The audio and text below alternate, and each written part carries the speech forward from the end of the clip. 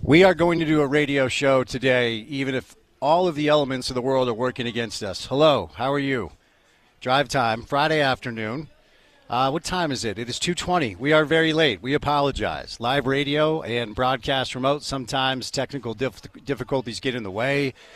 But I'll just let you know right off the bat, we are live today at Beer Bar, okay? So we have tickets for the Utah Royals. They're taking on Denver coming up tomorrow at 4:30 at America First Field. You can come on by and enter to win. You know, come on by and give me a high five. I'll just hook you up with a couple. We got a bunch. We got Utah Royals tickets. They are unbeaten in 8 straight games. So the ladies playing some really good soccer right now.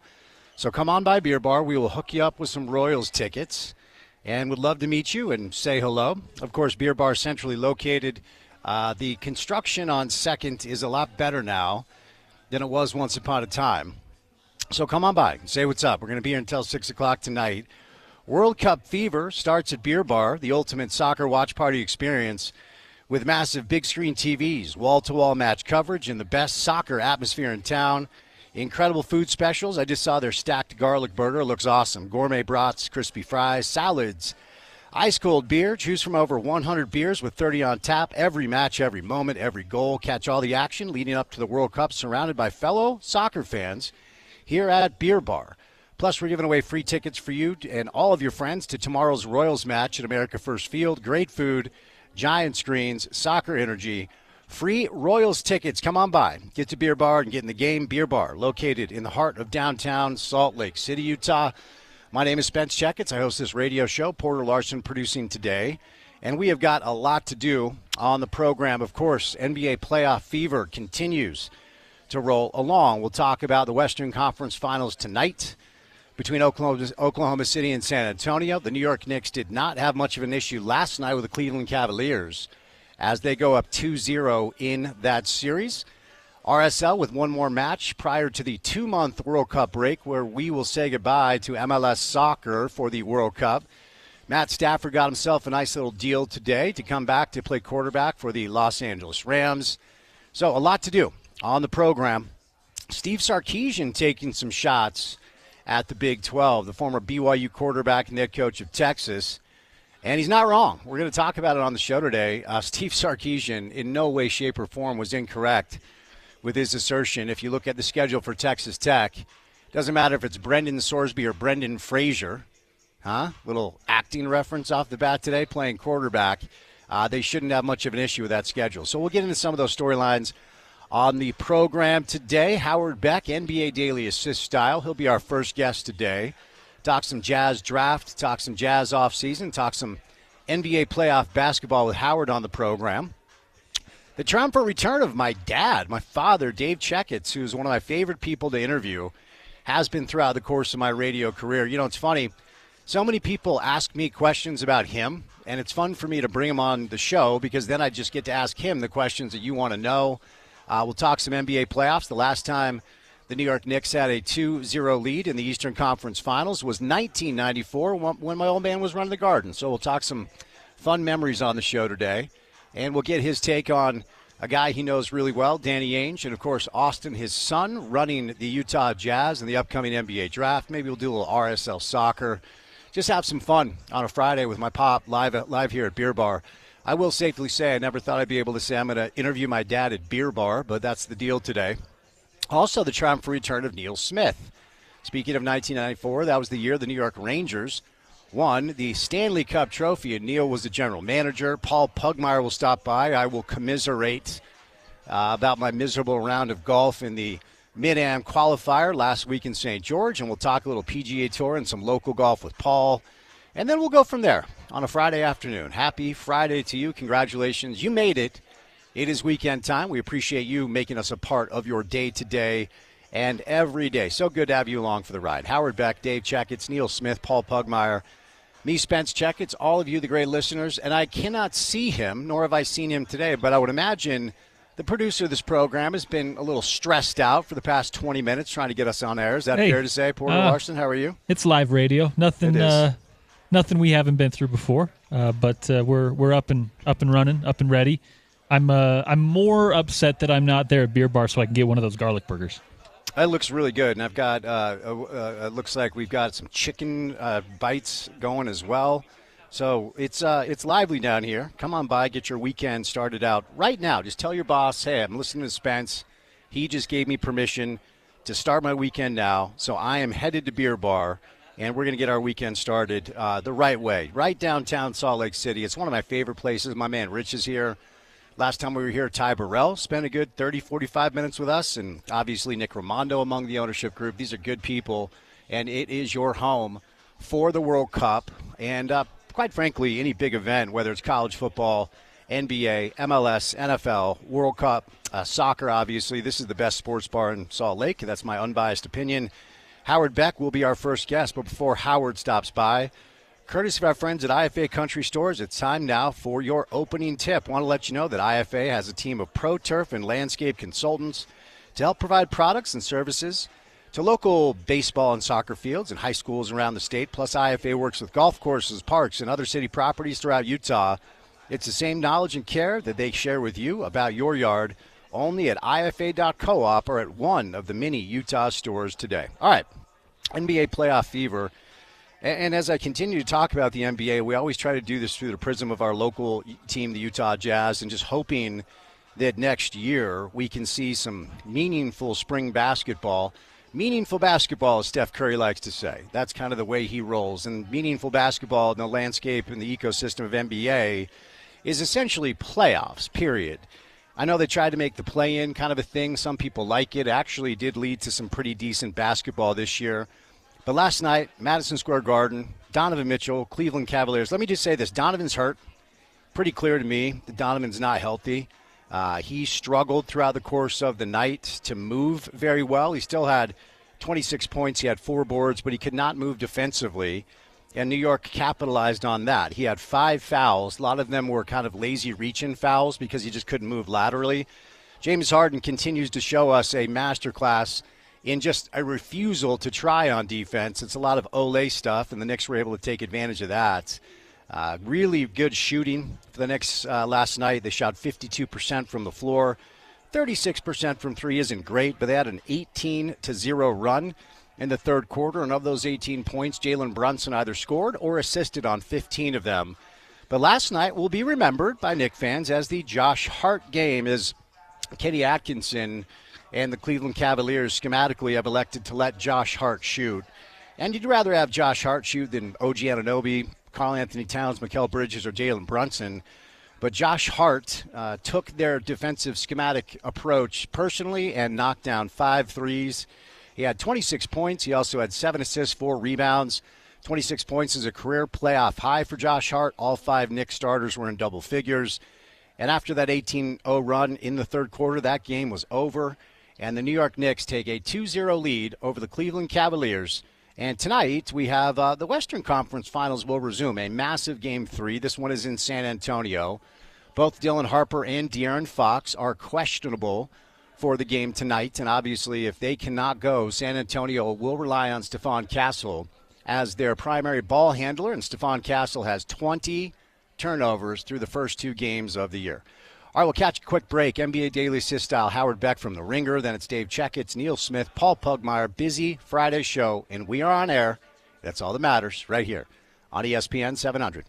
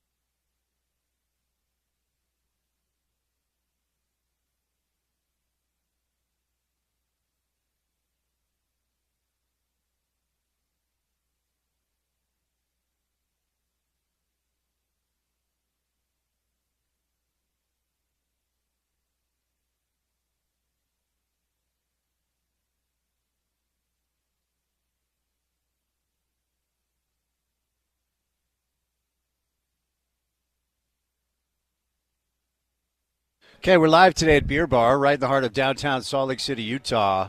They are your home for the World Cup, which is just right around the corner. We're about 4 days away from hearing the announcement of the U.S. men's national team roster, hoping that both Xavier Gozo and Diego Luna will make the squad. Of course, they're going to have the playoffs on tonight. This is the best sports bar in Salt Lake City. So if it's college football, NBA basketball, World Cup soccer, MLS, RSL, come on down, right downtown Salt Lake City, Utah.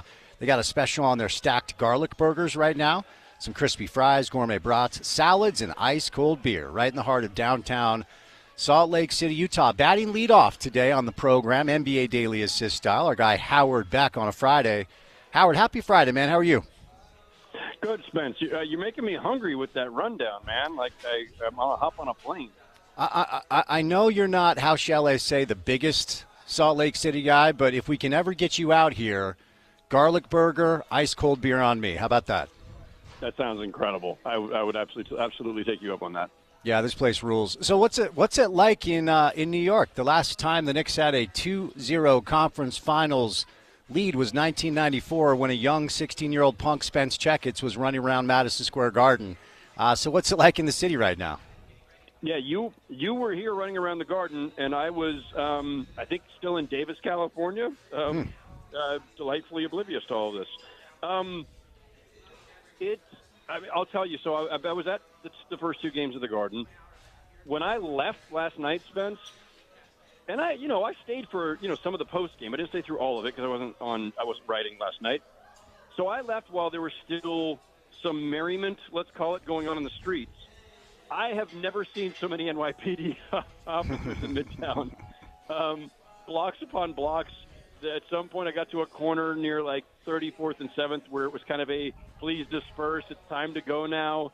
New Yorkers are pretty happy at the moment. Knicks fans are very happy, very feeling pretty damn optimistic. And I think they have for a while. But it's also kind of you watch the way things are breaking and the way that the Cavs. Not a team that intimidates a lot of people in the first place. And, the Cavs blow the lead, however you want to frame it. The Knicks came back and the Cavs blew it. But the game one collapsed by the Cavs. And then last night, they just seemed to run out of steam. And the Knicks they find different ways to overpower you. And one night it might be Brunson, and the next night it might be Brunson dishing to, Josh Hart repeatedly. And so, Knicks fans are feeling it.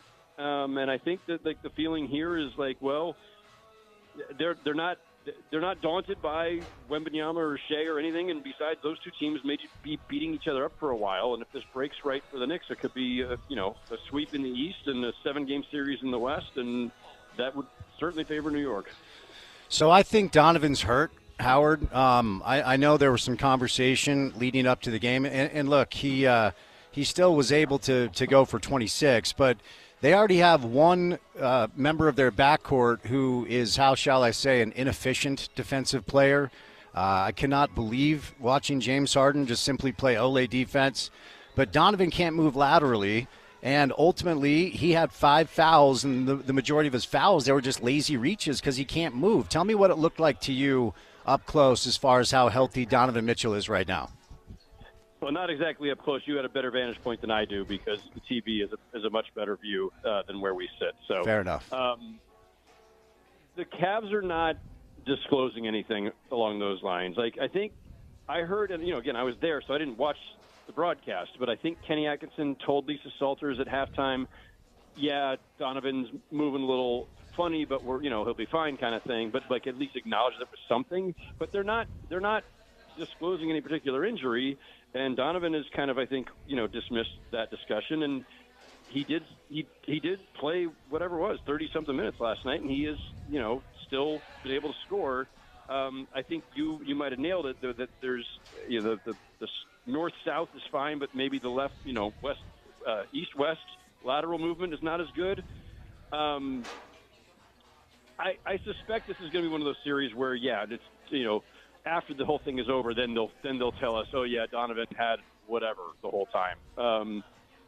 I don't. It doesn't look to me like he's 100%, but the cliche at this stage of the year is that nobody's 100%. So I honestly don't know what to make of it. So it's pretty clear that they're daring Josh Hart to shoot. And look, I think I probably would too. You know, you want to make sure that you have at least somebody to shadow Brunson because he's so dynamic. And Bridges, Brunson, Anunoby, Towns, they're better shooters than Josh is typically. But I think for Knick fans, last night will be remembered as the Josh Hart game with 26 points, 7 assists, 4 boards, and he hit 5 of his 11 threes. So if you're Kenny Atkinson, I don't know what you do at this point because they did it during game 1 and it actually worked. It just backfired last night, yeah? During the first quarter, maybe second quarter, when the Cavs were, they didn't have a big lead, but they were controlling the game for a while there.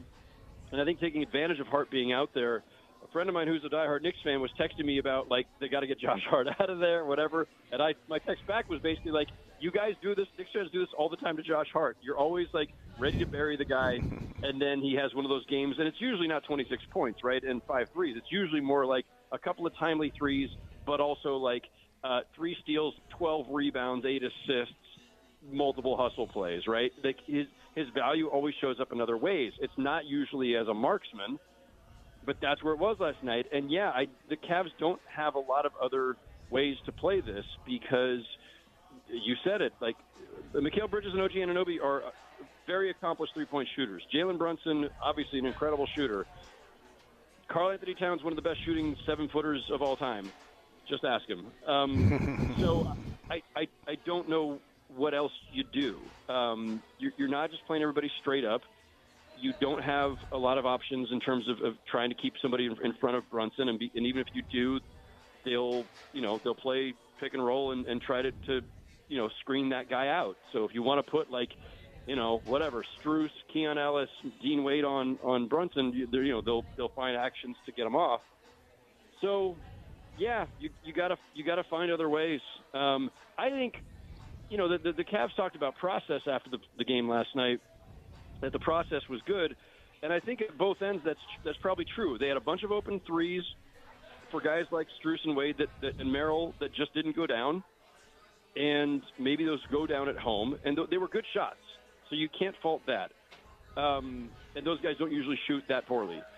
And then on the defensive side of it, if the process is it's the right decision to leave Josh Hart open while sending doubles at Brunson, again, right process. The Knicks just simply made him pay. Josh Hart made him pay. I don't know what else you do.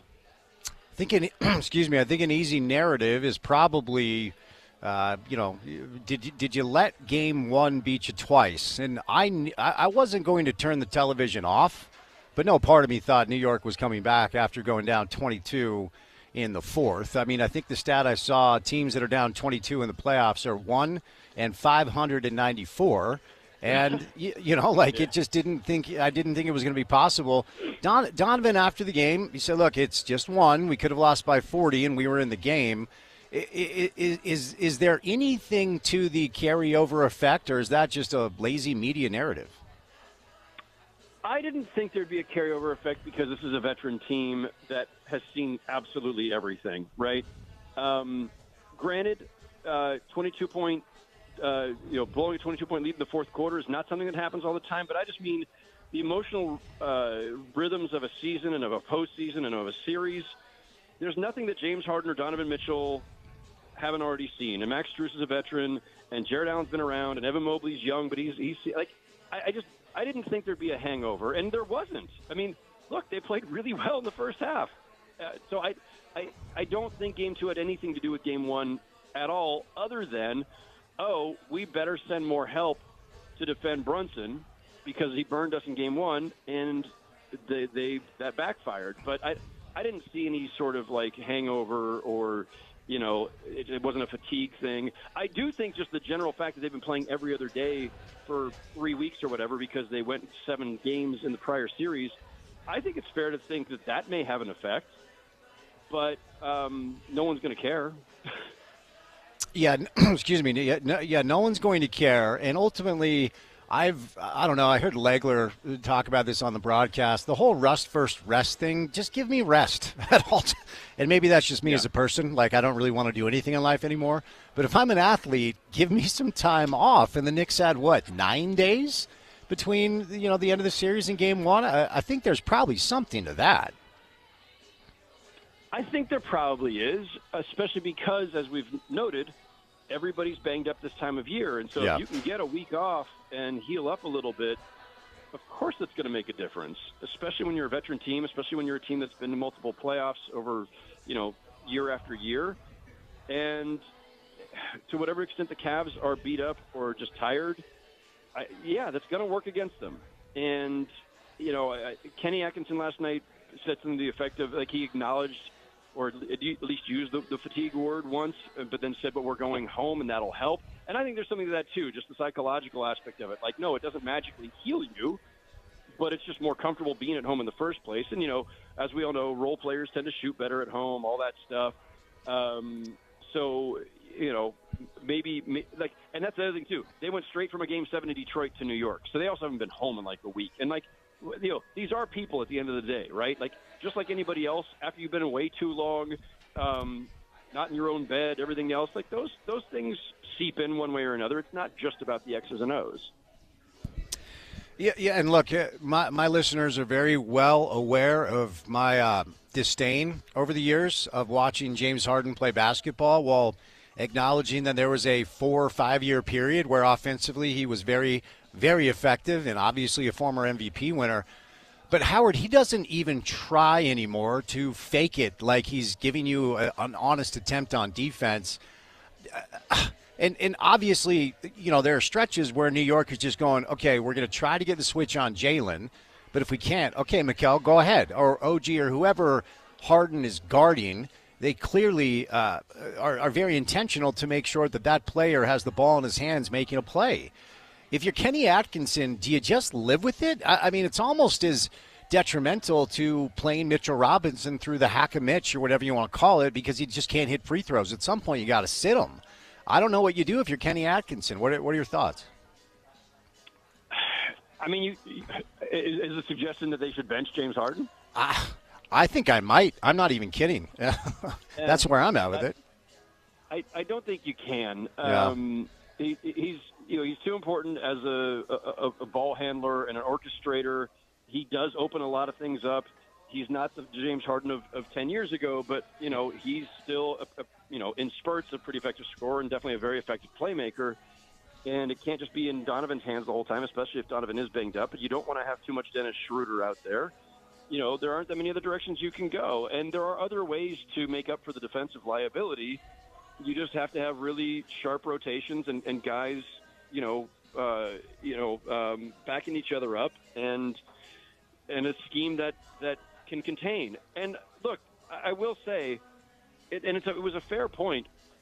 Kenny Atkinson on the day after Game 1 talked about, I think he described them as like 1% shots. Like, some of what Jalen Brunson was hitting were incredibly tough shots. And we know that Jalen Brunson is a great tough shot maker. So, but again, like, you can't take away everything. And if they made him take tough shots, and several of those were, and he made them, again, they're going to lean on the idea that the process was fine, and you know what, the guy just made great shots. Yeah, and sometimes you do just tip the cap. There's no doubt about that. All right, let's move over to the West now. My son, who's living back east, after the end of Game 1, when Wembanyama pulled up like he was Steph Curry, even though he's 7'9" or whatever. He said this text, like, I love watching Wembanyama play, and I cannot stand watching Shea play. Let's start with the dynamic that everybody talks about with Shea, kind of doing what Harden's kind of started a little bit ago, a few years back, where he started to kind of game the system a little bit to simply draw fouls. Now, look, the incentive structure of pro basketball mandates that some teams decide to be unserious about competing, like we had here in Salt Lake for 4 years, and if you can draw fouls and the refs are going to call them, those are free points oftentimes. So I get the effectiveness of the approach, but at times it is a little bit tough to watch, is it not? I'm not as sensitive to that as some people are. Yeah. Shea does some things. A lot of guys do some things. There was a play last night where I'm trying to remember who it was. Maybe it was 2 nights ago. Somebody outright just launched themselves. Oh, you know what? Jalen Brunson did it at one point last night. Yep.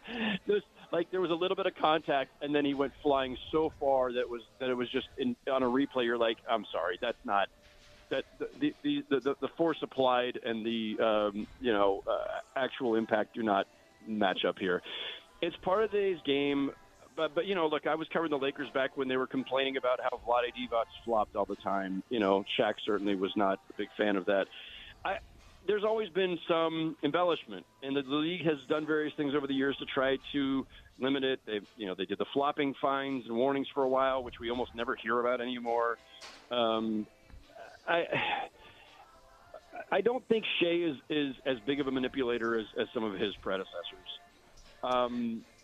I think guys are finding new creative ways. It's not even just flopping all the time. Sometimes it's just like doing the hook where, you hook, then they clamp, and then they get called for the clamp. Or you hook, and then you go up for the shot, and it looks like they hacked you. Like, there's just a lot of deception going on. It's hard for the refs to keep up with in real time. And, Shea's an incredible player, and again, a guy who could just make almost any shot from anywhere. Every time he shoots, you think it's going in. So, on the one hand, he doesn't need all this extra stuff, but it's the dark arts of the game, and I don't think it's so excessive that it ruins it for me. But I understand that there are a lot of fans who it drives crazy. Of course, we have had 2 games played in this series, but I haven't talked to you since game 1, which may have been the best simply basketball game, let alone meaningful basketball game that I've watched in a number of years. Goes to overtime. I referenced the Wembanyama step back where you're like, what are you doing? And he nails it. 41 points, 24 boards, of course. 3 blocks, 3 assists, changes so many different shots. I'm not going to ask you like, hey, Wembanyama feels like he's really good, right? What was it like for you to watch that game 1 between Spurs OKC? I was trying to remember if I've ever seen a better game 1 of a series. Yep.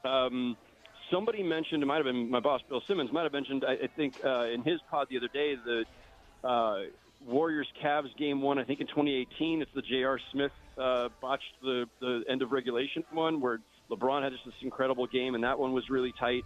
And it's hard to remember, after years and years of this, but that game, the Spurs and Thunder, was just so well played. And so many incredible shots, and then Wemby pulling up from Steph range. All of it. It was absolutely riveting. It was the kind of game where, when you're at home watching on the couch, like, I don't react to much. I've seen a lot, but I'm shrieking and yelping from the couch. Like, holy crap. I can't, you can't believe what you're seeing, especially with the things that Wembanyama is doing. So that was incredibly entertaining. I think everybody, unless you're a Thunder or Spurs fan, I think everybody else is hoping the series goes 7. So game 1, Isaiah Hartenstein goes for 12 minutes, and they pulled the plug pretty quickly. There was a lot of Caruso who played awesome. A.J. Mitchell, of course, has had a great playoff run. And then Mark Daigneault in game 2 goes primarily with Hartenstein on Wembanyama. I think game 1 he guarded Wembanyama on 3 possessions. Game 2 was something like 40. And look, I don't know that Wembanyama, where he's at right now, is ever going to be contained. He still had 21, 17, and 6 and 4 blocks. But it did feel like that was more effective. Do you think that's what we're going to see moving forward now? Probably, but, we always overreact to the last thing, and coaches will always look at it as, well, that was great for that game, but we know it's going to be different the next game because the Spurs may do something else to try to free up Wemby. I don't know what exactly the chess move there is, but there will be a counter move most likely, and it may change things. Or maybe Isaiah Hartenstein gets in early foul trouble trying to do the same stuff because he was super physical with Wemby, and now guaranteed, because it's been a talking point for 48 hours for everybody else in the world, guaranteed the Spurs sent all kinds of tape to the league saying, look at how many times Hartenstein or somebody else yanked on Wemby's arm or, gave him an extra, elbow in the back or whatever. And then the next refereeing crew is going to be told, hey, be on the lookout for this because that's how these things work. And it's not because anybody's there's nothing untoward in any of this. It's just sometimes the crew misses something. There's a trend forming, and the teams are always going to complain and flag it. and it's up to the league to say, you know what, on this one you're right, and we need to make sure we're a little more attentive. So that alone could change the way the Wemby-Hartenstein matchup goes. And then we have these other wild cards too, right? Like, we don't know if Dylan Harper's playing yet for tonight. They're calling him a game-time decision. Jalen Williams, J-Dub is now out for the Thunder, and so probably more A.J. Mitchell. It's starting to become a battle of attrition. De'Aaron Fox still hasn't played. So, there's, and if any one of these guys comes back along the way, that's a different wrinkle to the series itself. See, it's going to be interesting. I would make an argument that because OKC is used to life without J-Dub, no De'Aaron Fox and no Dylan Harper is more consequential than no Jalen Williams for OKC. Yep. I mean, I love Stephon Castle. What's not to love? But if he's your primary ball handler, he's gone for 20 turnovers over the first couple of games. Like, if Harper and Fox aren't right, not just tonight, the rest of the way, I don't know that San Antonio can get this done, Howard. I agree. Part of the strength of that team, it's not just that they have Wembanyama, who's obviously, not replicatable, but you've got these three guards who are all incredibly athletic and quick, strong, especially in the case of Harper and Castle.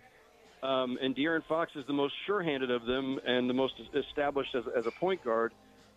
Castle's not a point guard. He can handle the ball a lot, but, yeah, the turnovers are an indication of what you're missing when De'Aaron Fox isn't out there.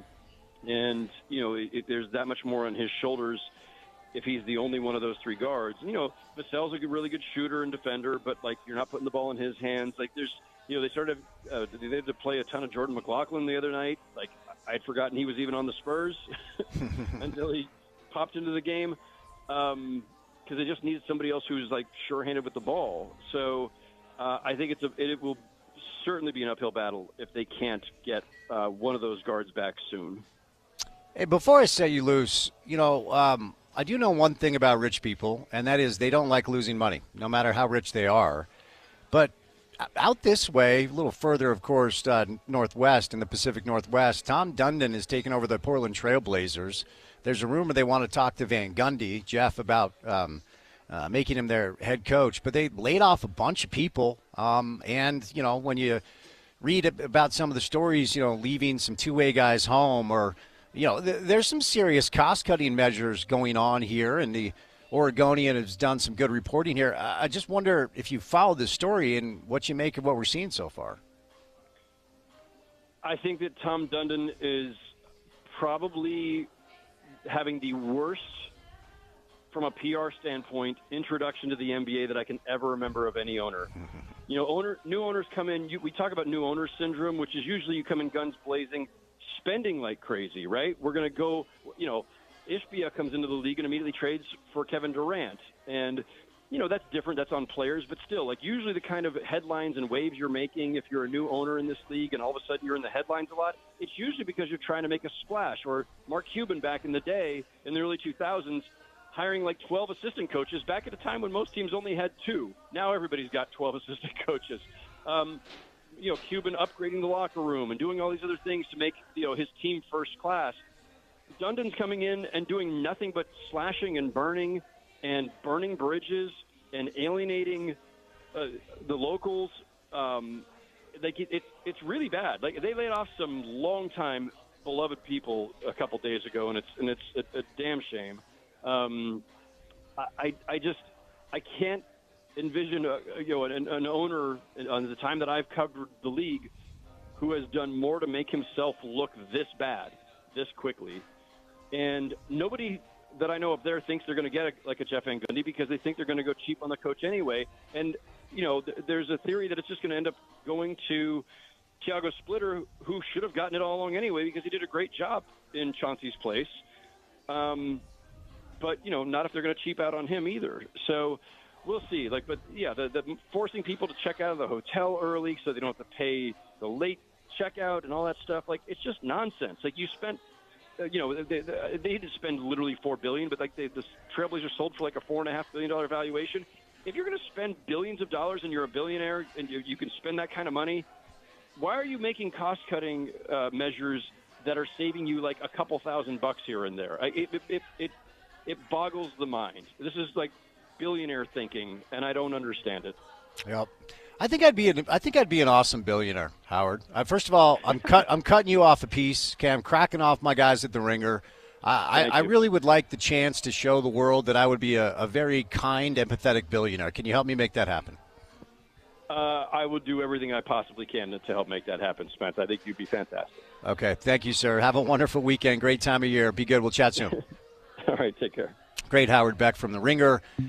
Get his work at theringer.com. He's one of my favorite NBA writers, has been for like 20 years. It's actually cool that I get to interview Howard Beck. That's how much respect I have for him. By the way, I want to let you know that you can celebrate Memorial Day weekend at You Into Golf by Worldwide Golf. Don't miss incredible deals in every department, like a 50% bonus trade-in on all new 2026 inline golf clubs and all clearance apparel. The world of the PGA Tour is at the CJ Cup Byron Nelson at TPC Craig Ranch in McKinney, Texas, where Siwoo Kim has taken the lead. He's 8 under par today. He's 15 under for the tournament. His countryman, Sung Jae Im, is right behind him at 13 under par. And then Jordan Spieth with a good day today. He shot a 62. He's at 12 under, as is Tyler Duncan. Zach Bachow, don't know who that dude is. Chan Kim, Taylor Moore, Keith Mitchell, Seamus Powers at 11 under par. What happened to Tony Finau? Tony, 9 under par. Okay, we got a top 20 spot for our guy. He is playing today, so that's good news.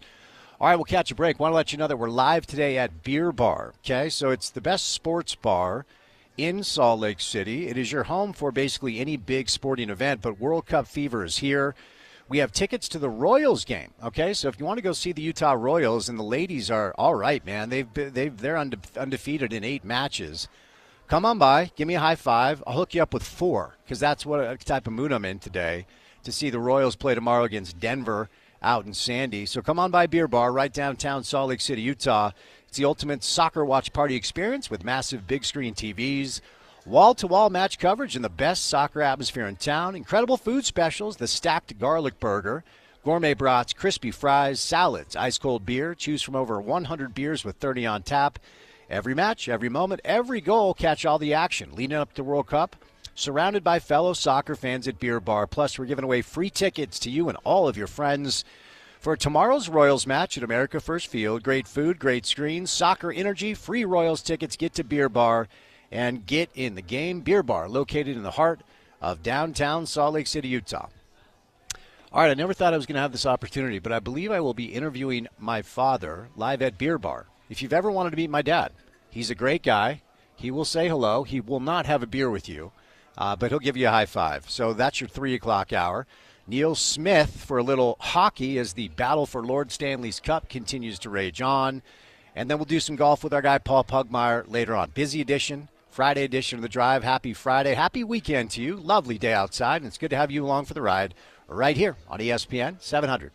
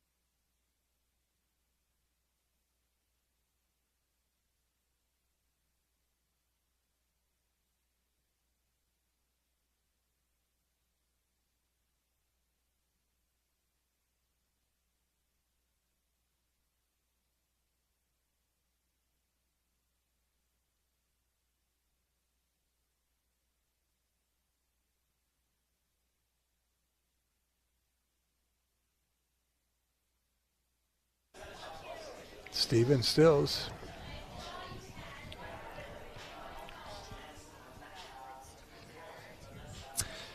All right, the 3 o'clock hour, excuse me, the 3 o'clock hour of the program begins right now. We're live at Beer Bar. Of course, Nicky Ramondo's spot, Ty Burrell's spot, and we are here on site, as we are often, some of our good friends and partners here. Come on by and say hello. Beer Bar is your home for the World Cup, and the World Cup is about to start. We will actually have the men's national team roster in 4 days, and hoping that Diego Luna and Xavier Gozo will be on the roster. So come on by. It's 161 East, 200 South, right in the heart of downtown Salt Lake City, Utah. They've got a bunch of specials right now on their garlic burgers. They've got stacked crispy fries, gourmet brats, salads, ice-cold beer.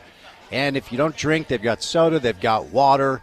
So come on by. We're also giving away tickets to the Royals game. I got a bunch of them. So if you want tickets to see the Royals tomorrow, and the ladies are playing well, they're undefeated in 8 games, come on by. Give me a high five. I'll hook you up with 4 tickets. And there's more. I don't think I ever thought I'd be interviewing my father, Dave Checketts, live at Beer Bar, but here we are. How are you?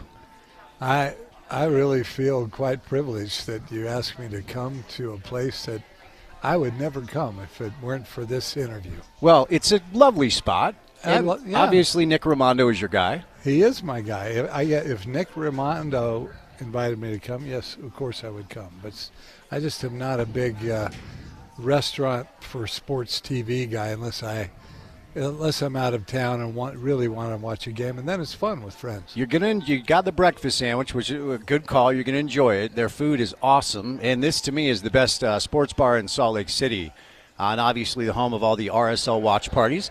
But of course, we've got a lot of listeners that would love to know what's going on with you these days. As I often say, one of my favorite things about interviewing you is I get to ask you the questions everybody asks me about you.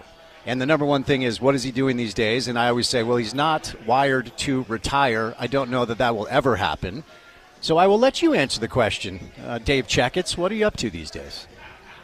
Wow. Okay. Yeah, it's a good place to start. I am really proud to be working with my family on business. Mm-hmm. And your little brother, Nate, and your little brother Ben, along with your brother-in-law, Karis Homestead, started a company called Roan Apparel. That's all I wear every day. You're dressed in it. It is, I'm the one who told them not to do it. I remember. I said, don't try to take on Nike. Don't try to take on Adidas. They're monsters. They'll cut their prices. They'll put you out of business. That was over 10 years ago. And actually, Nate said at the time, that's not who we're taking on. We're going after Lululemon, and and he had his reasons. And he just thought no real man should wear anything called Lululemon, mm-hmm. which was funny at the time. Yeah. But he became a real competitor to them. They've struggled now recently, and they're saying that the competition just got better, mm-hmm. and Roan is one of their competitors. So it's really high-end performance apparel. It's comfortable. It comes out of the washing machine. It looks nice. You don't send it to the dry cleaners. And they've done really well. They've got 26 stores open. They're going to open a bunch more in the next couple of years. And we've got one of my responsibilities, other than raising enough money to take their private equity partners out, was to get their board of directors in shape to really help Nate. We've got the CEO of ESPN, Jimmy Pitaro, is on our board. Tess Roaring, who had a major position at a women's clothing company. And in May of 24, we launched the women's line, and the company is just going really, really well. I was talking about Tom Dundon, the new owner of the Portland Trail Blazers, who has taken over and has laid off a bunch of staff. He has cut costs all over the place. There's a rumor he wants to talk to Jeff Van Gundy about being his head coach. We often talk about what it's like for people who have been owners of other businesses to then become owners of sports teams and then try to replicate the success they've achieved in other areas with what they're trying to do to run a team. And they're so different. It's a learning curve. It takes a little bit. I think the hubris, and I suppose the understandable hubris of somebody who has started a company, built the company, and made billions of dollars, to believe that they can just follow that path when they own a sports team, it never works. You're a guy that had an ownership experience in sports, and now you're transferring that to other areas of business. What's that been like? We don't talk about that very much. Yeah, I think there's great lessons that you learn from sports, and I've written a couple of chapters, and I'm writing a couple more. I'm telling you right now, I'm going to turn out a book on this. I know. The working title is Championship Culture. Mm-hmm. How do you build a culture at your company, at your hospital, at your university, wherever you are? How do you build a culture where people do their best work? And that's what, I've followed 3 teams, the All Blacks from New Zealand, that have dominated world rugby for 51 years. Real Madrid, the most decorated club in soccer football in the world, 19 Champions League titles. And then I needed a modern example of a dynasty, and I focused on the Golden State Warriors.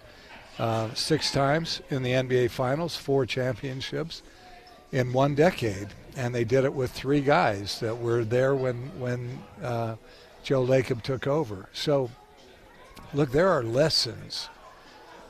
I don't know what was happening in Portland. I can't tell you that Dundon is a bonehead or not. I have no idea.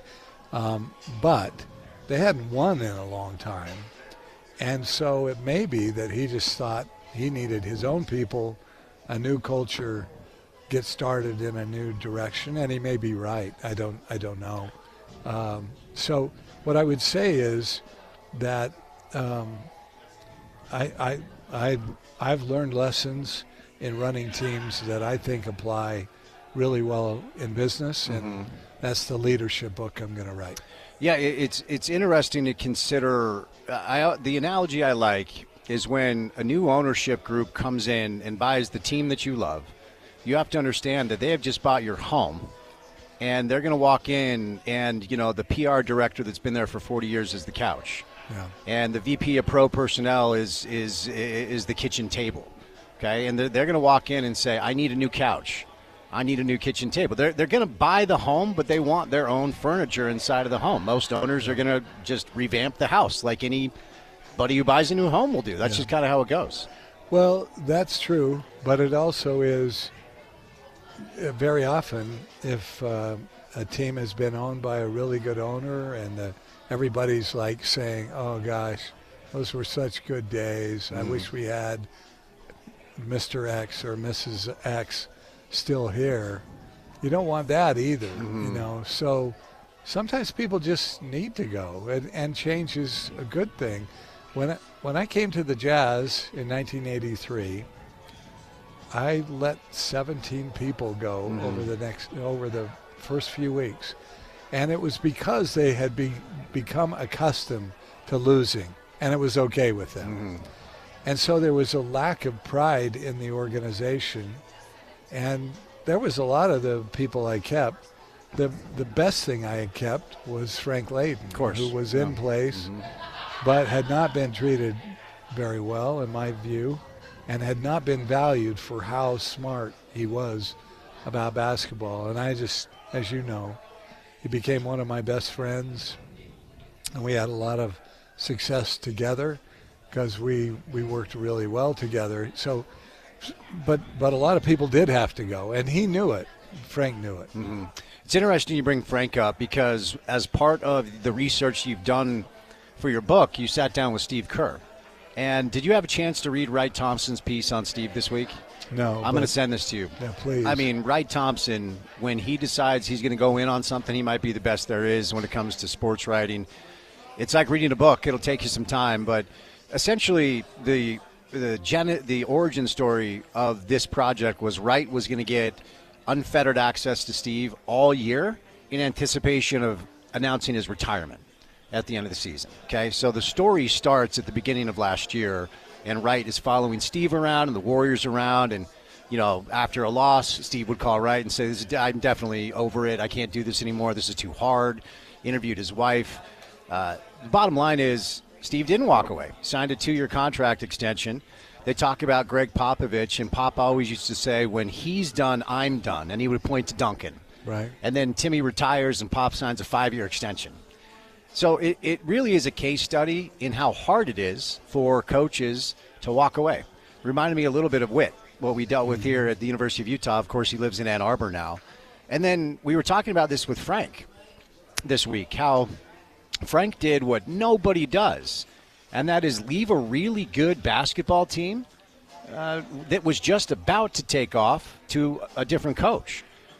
What was that transition like? Nobody does that. This article talks about all these coaches hanging on way too long, and Frank gave Jerry, and look, all respect to Jerry, rest in peace, both of them, but what was that transition like from Frank Layden to Jerry Sloan? It was in 1988, and the craziest thing of all was that Frank was coming off a season where we had just taken the Lakers to an incredible 7-game series. I thought we were going to win. Mm-hmm. I mean, we were not regarded as a team that could ever beat the Lakers in those days. But we came home for Game 6 when it was 3-2 Lakers. We came home for Game 6, and we blew them off the floor at the Salt Palace, 106-80. It wasn't even that close. Mm-hmm. And now the series is tied at 3-3 going for Game 7. And that was our coming out party. And it was during the next December that Frank started calling me saying, I'm done. Yeah. I can't do this. I hate getting on airplanes. I hate being on the road. I can't do this. I said, you got to take some time off. Talk to Barbara. You should not do this. He was 55 years old. Mm-hmm. I don't think he was in the best of health, but he was still only 55. I said, Frank, you can't do this. You can't do this. And he just kept coming back. And so on December 12th, 1988, we accepted his resignation. We met with the team, and we put Jerry Sloan in place.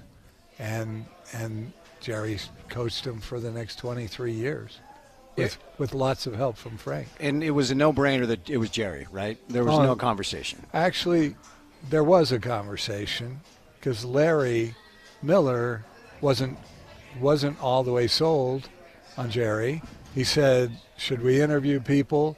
And I said, and this was coming off our greatest season, our best playoff run ever.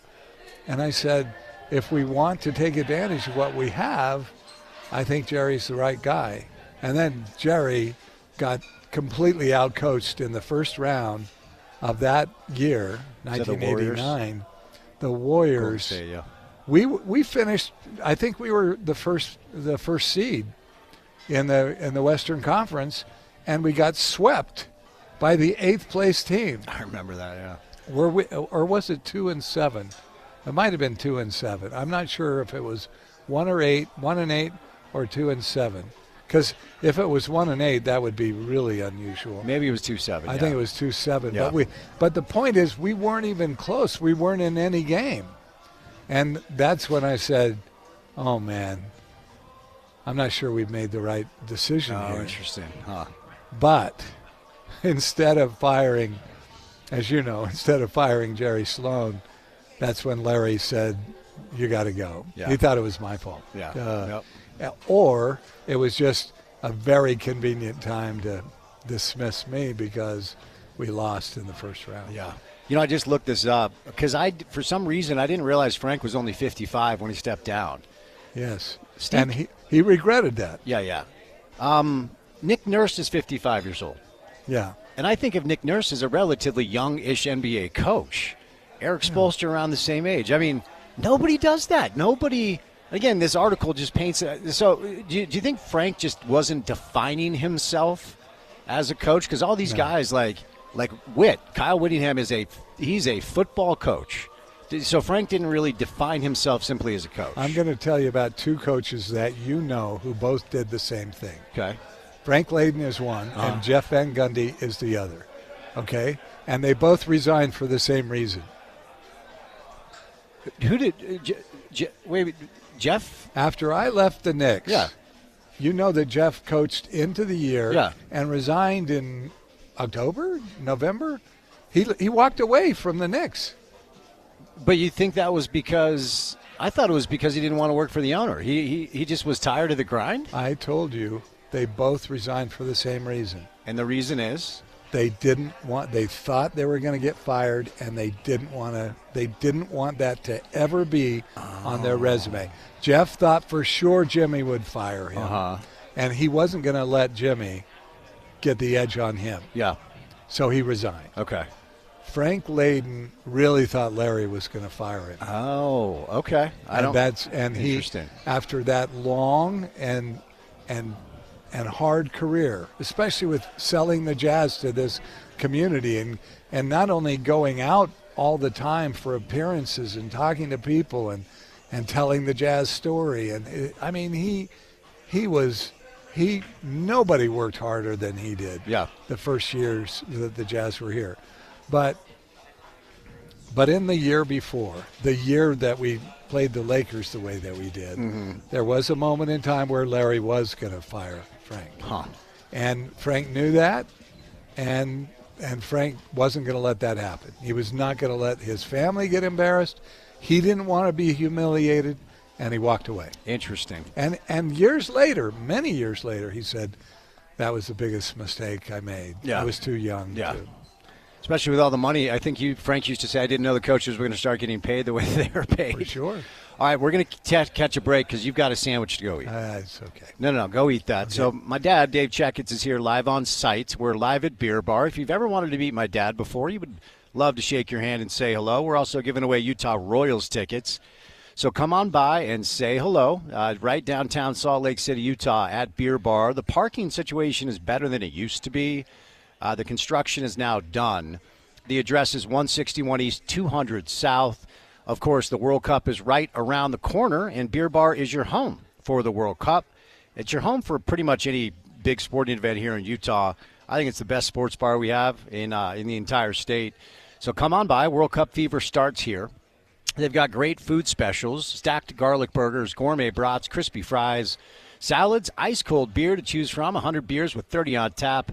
They've got soda, water if you're not into that stuff. But come on by and say hello at Beer Bar. We'll do one more segment coming up with my father. Want to let you know that IFA has a team of pro turf and landscape consultants that help provide products and services to local baseball and soccer fields at high schools around the state. Plus, IFA works with golf courses, parks, and other city properties throughout Utah.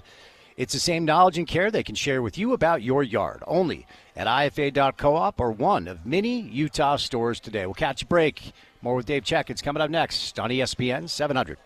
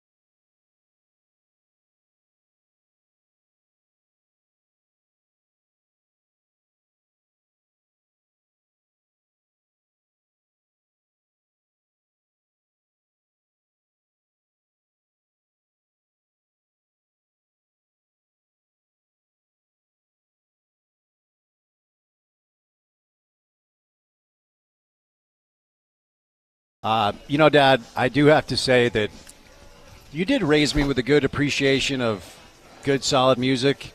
But Jethro Tull never landed. It still doesn't. Too much flute. No, that is him. That's Ian Anderson, the lead singer, is also the flute player. Yeah. And if you had seen him in concert like I did at the old Salt Palace, he was wearing white tuxedo tails and tights and a purple bow tie, and he had very long red hair, bright red hair. And watching him on the stage was just wild. But I especially like that song Life's a Long Song.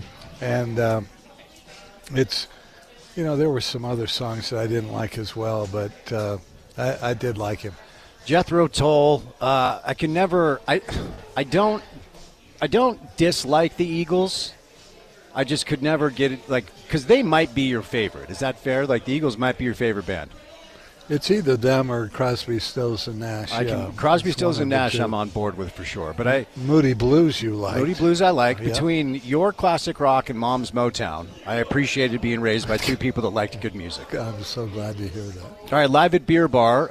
Dad, you can give a first-hand account of the breakfast sandwich they had during the break. How was it? Best one I've ever had. Yeah. And I think in New York, they make great breakfast sandwiches, but this one is a classic. Wow. They do a really good job. So come on by and say hello if you've Sweet potato fries. Sweet potato fries. Amazing. They're a little bit like a little bit like tater tots, like sweet potato tater tots. They are really good. So come on by, grab yourself a sandwich at Beer Bar right downtown Salt Lake City, Utah. This is our buddy Nick Ramondo's spot, Ty Burrell's spot, two friends of the show. 161 East, 200 South. They've got specials on garlic burgers, gourmet brats, crispy fries, salads, and ice-cold beer. If you're not a drinker, they've got soda. My dad's got a Diet Coke. And, of course, the breakfast sandwich. So come on by and say hi. I'm giving away free Royals tickets. I'll give you 4 just for coming in and saying what's up. All right, Dad. We are literally 1 month away from the NBA draft. Danny Ainge and his son Austin Ainge are now running basketball operations for the Utah Jazz. They have a massive opportunity with the number 2 pick, and it's actually interesting to consider all of the storylines in play because for the first time in history, in Jazz history, they move up. It's never happened before. So that goes down. They get number 2. But 2 of the top 3 prospects have Utah ties. A.J. DeBonsa played at Brigham Young, and Cameron Boozer is Carlos' son. Carlos is a scout with the Jazz. And I bring that up because at some point the Jazz have to find a way to hold on to these stars they draft and develop. But as someone who's known Danny Ainge for 40 years or 50 years or something, what sort of insight do you have on kind of his process for Jazz fans wondering what draft night's going to look like? Well, look, I think it's funny the way that basketball executives talk about the draft. They always say, we have this pick, and we're going to take the best player at that pick. But when you get in the top 5, it is really dicey because as you look back over history, you can see drafts where players were taken that never even, did anything. Happens every year. So there's more downside in the top 5 than anything else. Remember, no one believes me when I say we took Stockton with 16 and Malone with 13, but that's what they were. And we got Malone at 13 because the Washington Bullets blew it right before us. Yeah. They took Kenny Fields. I think it was Kenny Fields, but a guy who didn't last in the league at all. Yeah. Giving us Karl Malone, gift-wrapped at 13. So I like the history of drafts where Washington drafts right before the Jazz. And I guarantee you, just knowing the Wizards, they're going to do something completely unexpected. I don't know whether that means trade the pick for Giannis. I don't know what that means they're going to do, but they're going to do something, and that's going to provide opportunities for Danny to do something special. Look, if he got either one of those guys, they're impact players for a long, long time. 1985 draft is something wild to consider. It was actually Kenny Green. Kenny Green, okay. But before him, Keith Lee went to Chicago. Ed Pinckney was a solid player, but not Carl. No. Oak was 9. Yep. Detlef Schrempf was 8. This is a good draft. Chris Mullen was 7. Yep. Joe Klein, your boy, at 6. Yeah. John Konkak at 5. Xavier McDaniel, X-Man. Yep. We don't talk about when you talk about the 90s Knicks, you hear Oak, you hear Mason. You throw X in there, I mean, that's a hard-hitting group. Yeah, the only sad part about that is he wasn't healthy enough to stay. Yeah. And the Boston Celtics gave him a fortune in a new contract that he never played. Yeah, I remember that. He was really done. Since I brought up Oak, watching the Knicks, and by the way, the Knicks are up 2-0 in the conference finals for the first time since 1994, right. A year that is near and dear to our hearts and your hearts. Right. But you see Ewing, you see LJ, you see Starks, you see Spree. Allen works for the team. Allen Houston works for the team. When are we going to see Charles Oakley at Madison Square Garden again? Spencer, if Jimmy really thought about it, he could be such a hero if he brought him back. Yeah. But his ego will not allow that. They're suing each other. Oak is still suing Jimmy. Jimmy's still countersuing Oak. The whole thing makes no sense because of all the players in Knick history. There isn't anybody who gave more effort and energy, who kept himself in better shape, who stood up for his teammates and the organization all the time. And New York fans know that. Yeah. Patrick Ewing, the number one pick in 1985, by the way. Whenever Oak is brought up, I always chuckle at the Van Gundy story, like if the game started and Oak hit like an 18-foot jumper and Jeff would go, "Oh, damn it!" Yes, because he was going to keep shooting. He was going to shoot nine more times in the first quarter for sure. But so back to the Jazz draft here with Danny. He has the nickname Trader Danny, and as I've told you before, you may have listened to it. His introductory press conference after Ryan hired him to run basketball ops was so funny to me because the first thing he said was, "You should all know that I remove emotion when I make decisions." No emotion involved in these decisions at all. I mean, if he identifies a player he wants, he traded the number one pick for the number 3 pick, and Boston took Jason Tatum, and Philly wanted Markelle Fultz. Most everybody did. He said, "Go ahead, I'm going to identify my guy." So when it comes to just kind of the way he thinks, do you think he even gives a rip that AJ went to Brigham Young, or is it like he's going to go find the guy that he wants and he's going to do whatever he can to get him?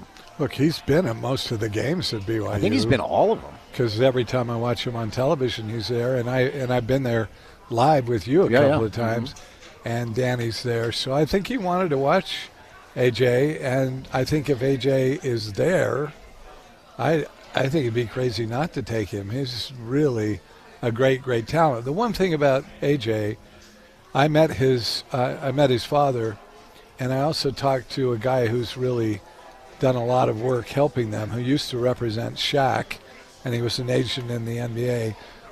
I think they have a real commercial idea of how they're going to make this work for them and their family, and Utah is not the number one place for commercial success, but I think if Danny gets him, I would hope that he'd want to be here for a long time. Yeah, AJ already signed a deal with Nike, and he designed a logo that he owns.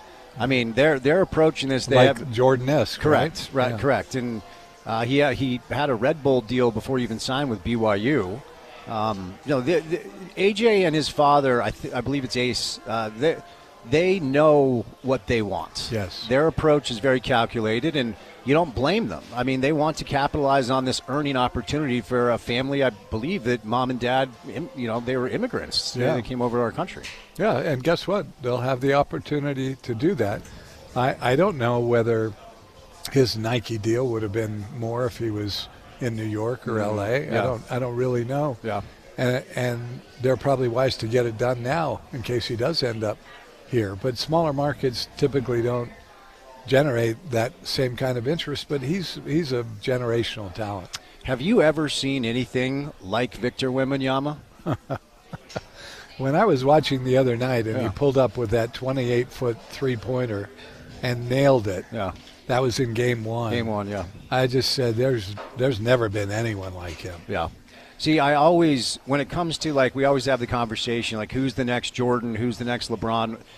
The only way to identify it, I think, is not just to notice something that is really good because Kobe was awesome, but he played just like Mike. It wasn't different, but it was great. I mean, Kobe was incredible. And I remember the first time I saw LeBron, I said, that's different. He's Carl's size, and he handles and he does it. So it became pretty clear this was going to be LeBron's generation.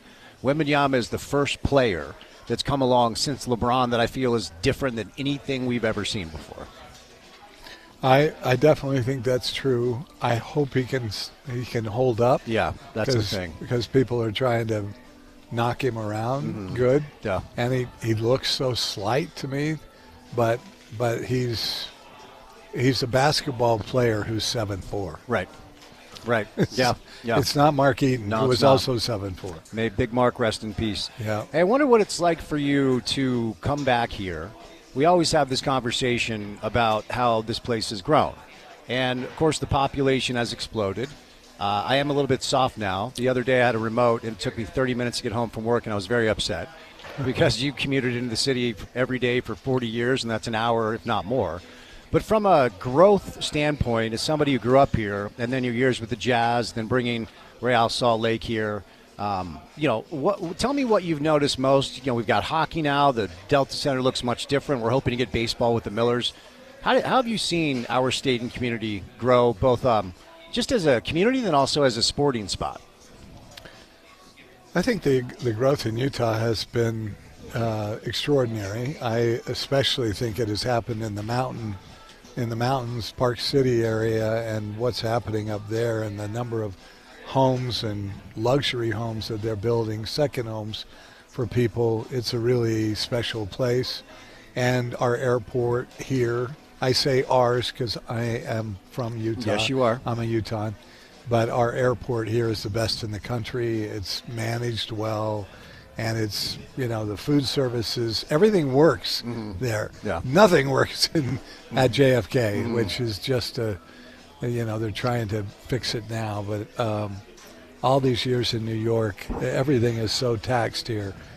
In Utah, traffic's become an issue, but other than that, the growth has been great to see. And instead of just having one team here, the Jazz, and a minor league hockey club, which turned into the Grizzlies, we might have 4 here before long. The Millers feel like they have good momentum towards the baseball project. Manfred has gone on record saying not until 29, I believe. Is that the collective bargaining year, or is that when his contract is up? Collective bargaining starts at the end of this season. Okay, so why 29? What's that date? Well, I think he thinks they might miss a whole year because of collective bargaining. Really? Yes. They may miss a whole season in 27. Okay. So enjoy baseball while you can, because the owners are determined to get a salary cap. Salary caps provide cost certainty, and they provide cash flow instead of continuing to pour cash into teams, and that's what makes teams valuable. The average NFL team, makes $143 million of profit now because of a hard salary cap and extraordinary revenue sharing. And when baseball can get a salary cap, the valuations on baseball are going to grow significantly. The conversation kind of permeating throughout the market is baseball, hockey, basketball, soccer. Are there enough corporate dollars to go around? Are there enough fans that have disposable income to fill stadiums and arenas? If baseball becomes a reality, there might be a bit of an arms race to get corporate dollars and put butts in seats. The same thing happened in Denver. Yeah. And Denver got stretched, really stretched, when the Rockies came, because the Rockies built a beautiful park, and they took a lot of sponsorship out of the market. But then, it was really the Nuggets that were the poor stepsister in Denver, and then they got good. The Avalanche have been good ever since they bought that team in Quebec, who had one of the top 5 picks for the 5 years in a row before that. They'd been bad every year, and so they had Joe Sakic. They had this whole team of people, and they won a Stanley Cup shortly after they got there. So the Avalanche fans are crazy, And now Denver's kind of all evened out, and the same thing will happen here. It'll be stretched to begin with, and then they'll figure it out. Do you think once upon a time, whenever the NFL was brought up for Salt Lake, the Sunday play thing was brought into play? I feel like that is antiquated. I feel like that's no longer an issue at all. The Jazz have a bunch of home games on Sunday. RSL has played Sunday home games as well. That will always be a thing for certain members of the LDS Church, but do you see the NFL in the future when it comes to Salt Lake City or this market? Well, that's been asked a lot. I would say this, that Salt Lake City is getting closer to that, but what is not happening, and believe me, it's not happening, NFL expansion is not happening. It's not happening. The owners are so happy with how much money they are making. Why exactly would they feel a need to add teams and slice that pie a little bit thinner, giving money, a significant amount of money, away to other cities? I just don't think they feel a need to do it. Let me ask you about Adam Silver, who you know well, and he has taken a ton of heat this year. If you're going to have a third of your league be unserious about competing starting in February, you have a problem. And some of the ratings flatlined. The salary cap went down this year, okay? Right. So, in this day and age of digital consumption and streaming services and social media, it's pretty easy to spin a narrative that more people are consuming your sport than ever before. I don't believe that more people are watching NBA regular season basketball than ever. I think it's going down. Now, the NBA always says, you love the playoffs, you're right, and we just signed a $77 billion media rights deal, and you did. Congratulations. But whether it's the tanking issue, some of the stuff surrounding, expansion, is it the right time? It feels like a cash grab with Seattle and Vegas. If you already have 10 teams that aren't competing, you really want to add 2 more. I feel like this has been a rough year for Adam Silver, and you obviously know him well. What makes him different than David Stern? I don't think he feels like it's been a rough year. I think he points to a lot of successes and feels good about it. The first round was the most watched round of playoff basketball in 10 years. Is that what the story was? Something like that, yeah. People watch the playoffs. They do. Yeah, they do. So he points to the strengths. I have a saying, and I put it when it applies to the NBA. Whatever situation you're in, you try to emphasize strengths and make weaknesses irrelevant. Mm-hmm. But I do know this, the commissioner and all of the owners are really, really concerned about tanking for a lottery pick. Yeah. And they've seen it, and it's ugly, and it ruins teams and cultures and fan bases. Nobody likes it because ticket prices are high, and they keep ticket prices high and then rest your best players for a game where you really want to see them. The Lakers come in and LeBron announces he's not going to play just before the game. That's a real issue, and that is what Adam's working on more than anything. I think we'll see. I don't know what it is. I keep asking the question, what are you thinking? But no one will tell me what they're debating, which means to me they haven't figured it out yet, but they are going to do something. Yeah, they came up with a framework of a proposal to kind of change the lottery. And I don't know that it's going to work. You're flattening the odds of the top 3. You can't get the top pick back-to-back years. As long as the incentive structure is there to be in a certain place to give yourself the best chance of getting a good pick, teams are going to manipulate what they do to get in that area. So if it's not the bottom 3, they're going to try to get 5 through 8 or whatever it is. They're going to play the system no matter what. Yeah. And think about it. In Europe, there is no draft. Teams don't get – you get relegated, but that doesn't mean you get the first pick in a draft someplace. Mm-hmm. In fact, you have a tougher time signing good players because they don't want to play for teams that are playing in the championship. Yeah. So, look, nobody has really figured this out very well. And you can't compare the NFL draft because it's just a whole different set of talent. And many impactful players in the NFL draft, whereas it seems like, if you can come away with 10 or 12 in the NBA draft that really make a contribution right away, you'd be happy. So it's It's complicated, and the Jazz have probably accomplished what they set out to do, but it's been painful for the fan base. See, I think there is a solution, and I think it's relegation. And once upon a time, I thought it was the most bizarre deal because I wasn't really familiar with it. But now that I understand how this works, and my Tottenham Hotspur might get relegated, by the way. Yes. And, of course, you're working with Burnley and have been for quite some time. Shout out to our guy, Alan Pace. I think if you could create an ecosystem where the G League absorbs the bottom 3 teams in the NBA, that solves the entire thing. But is it just capitalism? Like the Americans will never go for that? Well, imagine that you are the guy that paid,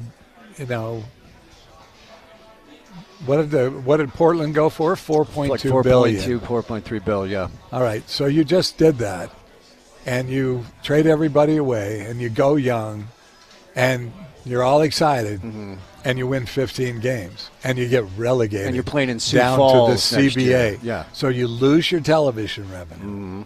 Now you are out of pocket a fortune. But that means everybody would try to compete. I know. I get that. Yeah. But now you know why those owners don't vote for it, because they know they're one injury away in most cases. Joel Embiid, they're one injury away from either being in the Eastern Conference semis or in the lottery. So I think the community has really embraced the Mammoth. We went to a playoff game, and in a way, the Mammoth have been the anecdote to what the Jazz have offered over the past few years, where, as you referenced, patrons show up and LeBron didn't make the flight. Yeah. Or patrons show up and the Jazz are sitting their 4 best players, and the ones they do play sit in the fourth quarter. Hockey guys are going to play no matter what. Yeah. I mean, they'll take a puck to the jaw and lose 5 teeth, and they're going to be in the next period. Play. That's right. So I think there's been something about that toughness culture and just the showing up culture that has really allowed hockey to land here in a very fun way. As a guy that built a Stanley Cup champion team with the Rangers, tell us about your experience with hockey culture and why you think it's landed here so well. It's a completely different culture from the NBA, and what it takes more than anything else to win is chemistry. If you get guys to play for each other and play for the club, you're going to have a chance. And most of them will do that. But for reasons that may not have anything to do with things that you do, your coach, your general manager, your coach and general manager, that culture sometimes just is hard to get to. And in St. Louis, we bought the team in 2006, but did not win the Cup until 2019. And we were trying every year to win the Cup. Yeah. We won it in 13 years. It's the only Cup in St. Louis history. It's going to be cherished there forever. So I still say that having the desire to take a last-place team, and from the moment we took over, our agenda was to win. And on every decision, we asked the same question. Does this help us get closer to the Cup? Does this help us win? And that's the right question you have to ask in sports. I think the Mammoth have really sharp executives. Bill Armstrong, their general manager, has been on the show a bunch. I think he's really sharp. I think their head coach is good. They got a grip of good young players. They made the playoffs this year, lost in the first round. To a pretty good club. Yeah, who beat Colorado the other night. And Colorado looks like they're going to be pretty much unbeatable. So I think it's been a lot of fun for people to kind of learn really the sport and then embrace the team. And I think Smith Entertainment Group has done a good job with the building. It's a good good hockey experience. They're going to do phase 2 of the renovation this summer. We'll see what it looks like next year. But with our remaining time, just a few minutes left here, we are on the precipice of another World Cup cycle. And I can remember when you brought RSL here in 2004, we were 2 years away from the World Cup. And I can remember Don Garber saying quite a bit, this World Cup coming up in 2006 is going to allow the sport to explode in the United States. And I heard that walking line over and over and over. Everyone used to say, we're a generation away. We're a generation away. Well, now we're a generation removed from that time. It's undeniable that the footprint has grown. I referenced this Gallup poll quite a bit. For the first time last year, Gallup poll indicates the most popular sports in America are American football 1 by far, basketball 2, soccer is now 3. baseball is 4, hockey is 5, and then golf has made some inroads. If you expanded worldwide, soccer is 1 by far. Basketball is 2. Then you get into a weird space of like cricket. American football is not even in the top 6 or 7 because it's an American thing. Right. Will this World Cup cycle being played in our region provide kind of the shot in the arm that I think people were hoping in 2006? Do you mean a shot in the arm to MLS? MLS or the game period. And the game is being consumed. I mean, when you look at TV ratings for soccer, they're actually pretty good. They're just not good for MLS because the quality's not what it needs to be. Look, you know this by your own brothers. They've never had an MLS team other than Real Salt Lake that they were cheering for just because we were the owner. But Ben is a Manchester United fan for life. Andrew is Arsenal through and through. Nate goes from Chelsea to other teams, Liverpool. Yeah. I mean, isn't that interesting that we're right in the middle of? We live in New York, where there's the Red Bulls, there's FC New York that won the cup last year, but it's not interesting to them, and it's not interesting on television. And the Apple television deal, when the games were behind the paywall, just was a disaster. Yeah. 11,000 subscribers in some big markets. And so now they've taken it out from behind the paywall. You can see any team play anytime. And when you buy season tickets, you get an Apple TV 1-year subscription for free on them. So they're trying to do the right things. And team values are high because of the expansion prices, but it's still a league that is a long way from getting to the place where all of the other leagues are. And the salary, they don't have a salary cap. They have a cap, but they've kind of blown through it by allowing these other players to come in and be an exception to the rule. So look, I wish I still owned Real Salt Lake. I think all those teams are getting more valuable, and I think there will come a time where you got to have a 70,000 seat stadium for soccer if you're going to really compete, but we're not there yet. We're a long way away. What do you make of what the Millers have done since taking over as the primary stewards of RSL? Such a good job. Yeah. I mean, bringing Jason Christ back, leaving John Kimball where he is. Competitively, they're way better than they've been, and they've spent money doing that. They've got some work to do on the stadium. They know that. The stadium's old now. I mean, I can't believe it's 20 years ago that we opened it up. But the Millers are great stewards of sports teams. They were great stewards of the Jazz, and they'll be that way with Real Salt Lake. All right, well, we'll let you finish the rest of your sandwich. Thank you. Unless you want to stick around and talk to Neil Smith coming up a little bit. I might say hello to Neil. That's after 4, Yeah, right? We'll catch a quick break. Okay. All right, we're live today at Beer Thanks Bar. so much. Absolutely. Thank you for your time. That's Dave Checketts, better known as my father. I wanted to ask him who's more of a Utah at this point, me or him. Wonder how he'd respond to that. But we're live today at Beer Bar. Come on by and say hello. Right centrally located in downtown Salt Lake City, Utah. At 161 East, 200 South, I still have a handful of Utah Royals tickets. The Royals are taking on Denver Summit FC tomorrow, and these are good seats. Tomorrow at 4:30, if you want to go see the Royals, come on by Beer Bar. I'll just hook you up with, look, first person to come in gets 6. How about that? Because I got a grip of them. At 161 East, 200 South, here in the heart of downtown Salt Lake City, Utah. I want to let you know that it's time now to give away a little golf, okay? It's the ESPN 700 Festival of Tees. Powered by the Utah Golf Association each day, ESPN 700 is giving away rounds of golf to the best courses in the state. Listen to Sean from 11 to 2. Listen to me from 2 to 6 for your chance to win each day. From ESPN 700, details can be found at ESPN700sports.com. Text in right now at 877-353-0700 to win a round of free golf. 877-353-0700. Since we just talked about the sporting landscape of our state, which one team... And we'll say professional team, okay, because we're the home of the Utes. You guys are going to text in Utah, and I get it. Jazz, Mammoth, RSL. Of the 3, which has your attention the most right now? Text in 877-353-0700. Porter's going to pick one lucky listener to play a little golf, and we will go from there. All right, 2 hours down, 2 hours to go. Neil Smith joins us coming up next. Then it's Paul Pugmire for some golf. We'll get to the 5 o'clock hour of the program and say goodnight at 6 right here on ESPN 700.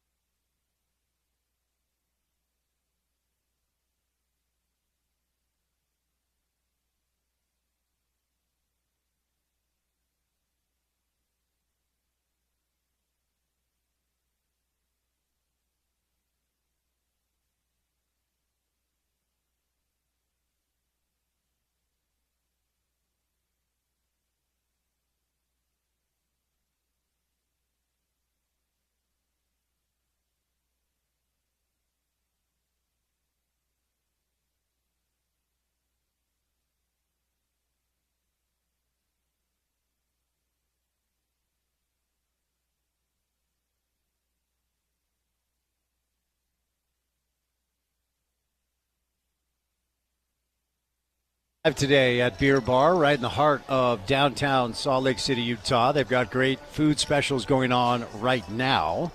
As the World Cup is getting ready to start, this is your home for the World Cup. It's your home for the NBA playoffs. It's your home for the NFL. It's your home for college football. It's an excellent place located right in the heart of downtown Salt Lake City, Utah. It has been a while, but let's welcome him in. It's always great to talk a little puck, a little hockey with my friend Neil Smith. Neil, how are you, sir? How you been? Good. It's been a long time. I'm good. Thank you very much, and it's good to be back on with you. Well, it's good to hear your voice. And real quick, I've got a special guest that would like to drop in before he has to go. Okay. Hey, Neil Smith, my old buddy. I know that voice. I know that voice. How you doing?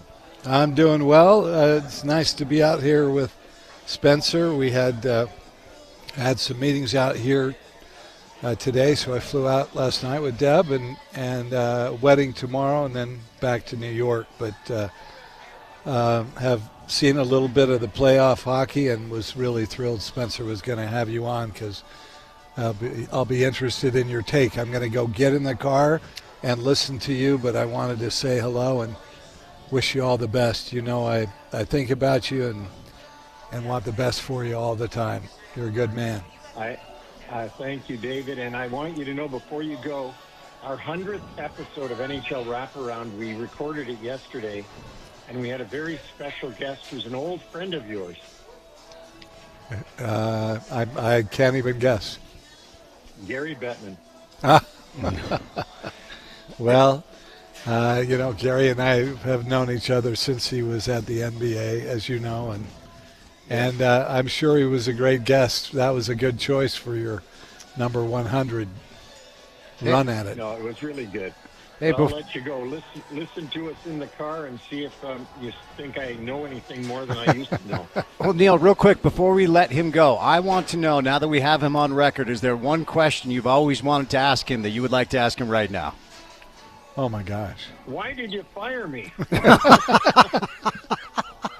Whoops, I made that awkward. Why don't you guys talk about that offline? No, I know Neil well enough. I knew you were stepping in dangerous territory there. Thankfully, Neil doesn't hold grudges. We've been friends through it all, and look, pro sports in New York and owners, especially owners, they all have their own opinions about things, and Neil and I went through 4 different owners at the Garden in 1 decade. So with that in mind, he's the one guy that broke the curse. 54 years and won the Stanley Cup, and no one can ever take that away from him. Yeah, and now it's going on 86. It's true. 86 years with 1 cup, so... Yeah. Okay, Dad, we'll set you loose. Okay, Neil, love you. Take good care. Bye. All right, bye-bye. Thank you. Well, I probably should have known, Neil, that was the question you were going to ask him. Well, you know what? I couldn't resist. It was like, if there's one question, it just pops into my head. But, of course, as if it doesn't pop in my head almost every day. But anyway. For sure. Well, look, Spencer, go ahead. I just want to start off by making this easy for you. The Utah Mammoth, I think in the 2 years that you and I have been talking about Utah hockey, and we didn't talk much this year about it, but I did do a prediction a year ago about this year's team, and I said that they'll be kicking down the door of getting into a wild card spot. They should be almost right there, if not there. And a year ago, when they were called the Utah Hockey Club, my prediction was that they should be kicking around and trying to get into the last wild card spot, which they did. They didn't make it. But I'm pretty proud of the Utah Mammoth that they got into the playoffs this year and made a good showing for themselves. Yeah, well said. And certainly that was where I was going to start. But I love that breakdown. I love that analysis. Now let's talk about how they can take that proverbial next step. Bill Armstrong was very honest during his postseason media availability, saying that if they're going to continue to improve, that they're going to have to make changes. I mean, I was kind of surprised not to hear him more in a celebratory mood, but he talked about changes needing to be made to this roster. if they want to keep the standard in place. And now the standard is this team makes the playoffs. What do you think this offseason looks like, Neil? I just think it's a lot of upgrades. And again, I can't be specific because I don't know.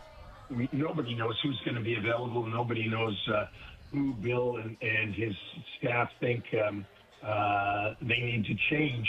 But that's the way of the National Hockey League, is that you've got to continuously improve. It doesn't matter where you are in the standings, to be honest with you. You've got to try to upgrade. And it doesn't seem fair sometimes to players, but that's the way of the National Hockey League. Everybody's headed towards the same goal, which is the Stanley Cup, and you don't get there by sitting still. You've got to continuously try to upgrade.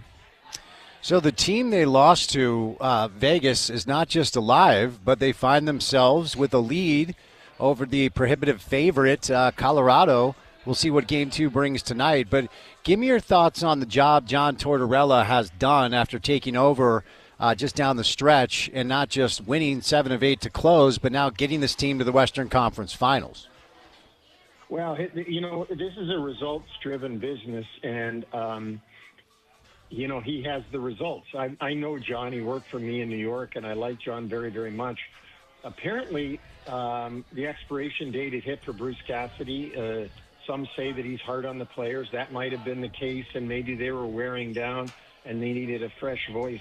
But whatever it is, John is turning all the right knobs on that team. And I was surprised they came out of Game 1 with a victory right in Denver. It's there for them. Makar is not going to play again tonight, so that's a huge loss for Colorado. But the captain for the Vegas Golden Knights, Mark Stone, won't be in the lineup either. I would imagine, Spence, that tonight Colorado would really turn it on and want to even this thing up, because you don't want to go on the road down 0-2. Do you mind if I ask you about the Vegas Mammoth series, since we're here in Salt Lake City? I don't know how much you caught, but, the margin of error was really, really thin. There was a moment in time that I thought the Mammoth might actually pull it off. And Vegas, of course, has some legitimate superstars in pro hockey, and they've got, I think it was 11 players with 14 combined Stanley Cups, and Bill Armstrong and his staff did a good job of providing some veteran help for this young group this year. But what would you most attribute the way Vegas was able to beat the Mammoth to? Why do you think that went down the way that it did? I just think that their best players were their best players. You get a guy like Dylan Guenther, who scored 3 goals and 5 points, and Lawson Krause came through with a great playoff series. I thought that Clayton Keller, who's always good, was good again, and so was Sergachev. I think they played to their limit, not to their limit, but to their ability. Nobody left things on the table. And Vegas is a real good team. They ended in first place in a very weak division, but still they ended in first place. But they do have, as you said, superstars. They've got Mitch Marner, who wants to prove he's a playoff player, and he's certainly already done that. They have Jack Eichel up the middle, who's one of the finest players in the league. Carter Hart in net has been great, and John Tortorella knows him from his Philadelphia days, so he's put all his eggs in Hart's basket, and Hart has carried them for him. It's just been, Vegas has looked better since Tortorella came in, obviously, as the record shows. Tell me your thoughts on how J.J. Peterka kind of showed after Bill Armstrong decided to, as I referenced, add some veteran players. Logan Cooley, I think, is a rising superstar. Love that kid. You referenced Guenther, Clayton Keller, Nick Schmaltz, Lawson Krause, but Peterka steps in this year as a guy that's been around the block a little bit and was really dynamic. Had a solid postseason, but was really good in the regular season. When you look at some of his splits, I think he delivered what they were hoping he would deliver. He had 25 goals, 22 assists, 47 points overall. So we know about the youngsters. Peterka, kind of the new guy in that attacking group. How do you think he showed this year?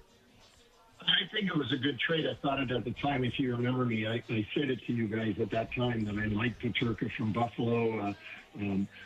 Josh Stone turned out to be a lot better player than I thought he was going to be. He was very good for Buffalo. Paterka disappointed me during the playoffs, not getting anything done, but points-wise. But you've got to realize that Paterka's been on Buffalo, who never makes the playoffs. So it was a brand new thing for him as well to be in the playoffs. So I think it's a good trade. I like the trade when they made it, and I still like it. Having said that, I do want to give Josh Doan a lot of credit because he went there and really developed into quite a player. I want to ask you about some of these younger players that we hear about, namely Tej Aginla, Dmitry Simashev. There's a bunch of really good young options. Daniel Boot is another one that people talk about. All of their young prospects, they didn't have to give up any of the young prospects in the trades. And in fact, Bill Armstrong didn't even give up a first-round pick in the trade that brought them the Mackenzie Weegar, who played really well for them. He gave up 3 second-rounders but no first-rounders. So it's not just that the Mammoth are good and young. They still have these really good young prospects that are playing high-level hockey in lower levels. Help us understand the process that Bill and the staff will go through to try to decide if some, any, maybe all of these young players could see some ice time next year with the Mammoth. I think, first of all, Bill is handling it just right. You don't, at this stage in the development of the franchise, you don't start trading away your future. That includes draft picks or prospects. Because, you're going to get a little bit silly and think you can go somewhere in the playoffs. He was judging his team properly. They made the playoffs, which is a great stepping stone for them, but they've got to continue to build and develop. And the players like Aginla and so on will be judged basically how they do at training camp, how they do out of the gate. They'll give them some games, those prospects early in the season, maybe one at a time. Maybe you won't see too many in the lineup on one night, but they'll want to see how they do in the National Hockey League and then decide from there. You can't really – it's really hard in hockey, in the NHL, to say this player that's still in junior, he's going to play on the big team next year. You really never know that until he gets there and starts to compete. And some guys – will blow you away how good they are at such a young age. I mean, you've seen it again this year with Matthew Schaefer at 18 years old and on the Islanders has been just amazing. Demidov, who's still playing in the playoffs now for Montreal, has been terrific for them, and these are young players. Porter on Philadelphia. I'm sorry, I'm not spitting out the right name. But he came right in from college and at 19 was a very impactful player. So sometimes you get really surprised and they're a lot better than you could have anticipated. And then there's other times when you say, they're not quite ready, they're not quite strong enough, they got to work more on this or that or something else. But that's really hard to tell until you throw them into the fire. Tell me what sort of job you think Coach Torney did this year. They call him Bear out this way, and it was an unbelievable start, and then they came crashing down, and there was some noise about whether or not Torney was going to be able to make it through the year, and certainly able to turn that around. As Bill said, they captured the wild card spot forcefully down the stretch, and he is coming back. He will be the coach next year. What do you make of Coach Torney out this way?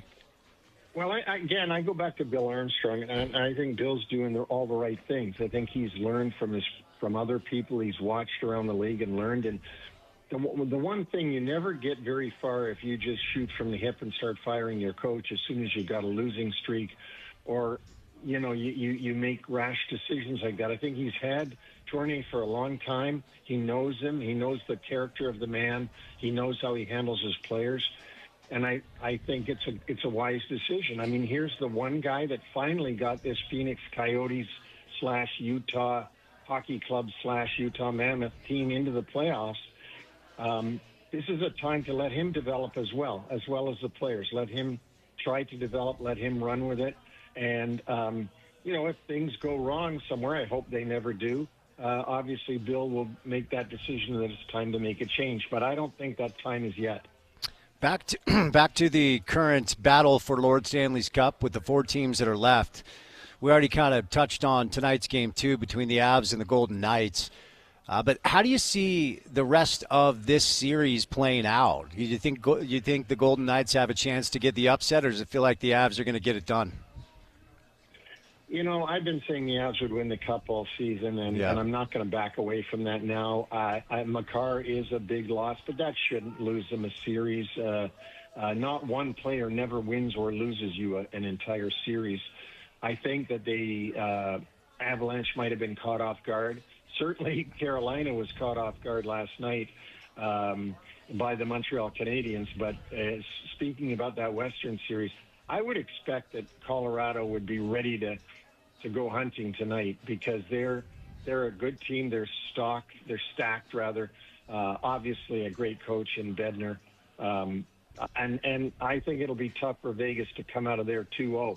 But if they do, Spence, then all the bets are off.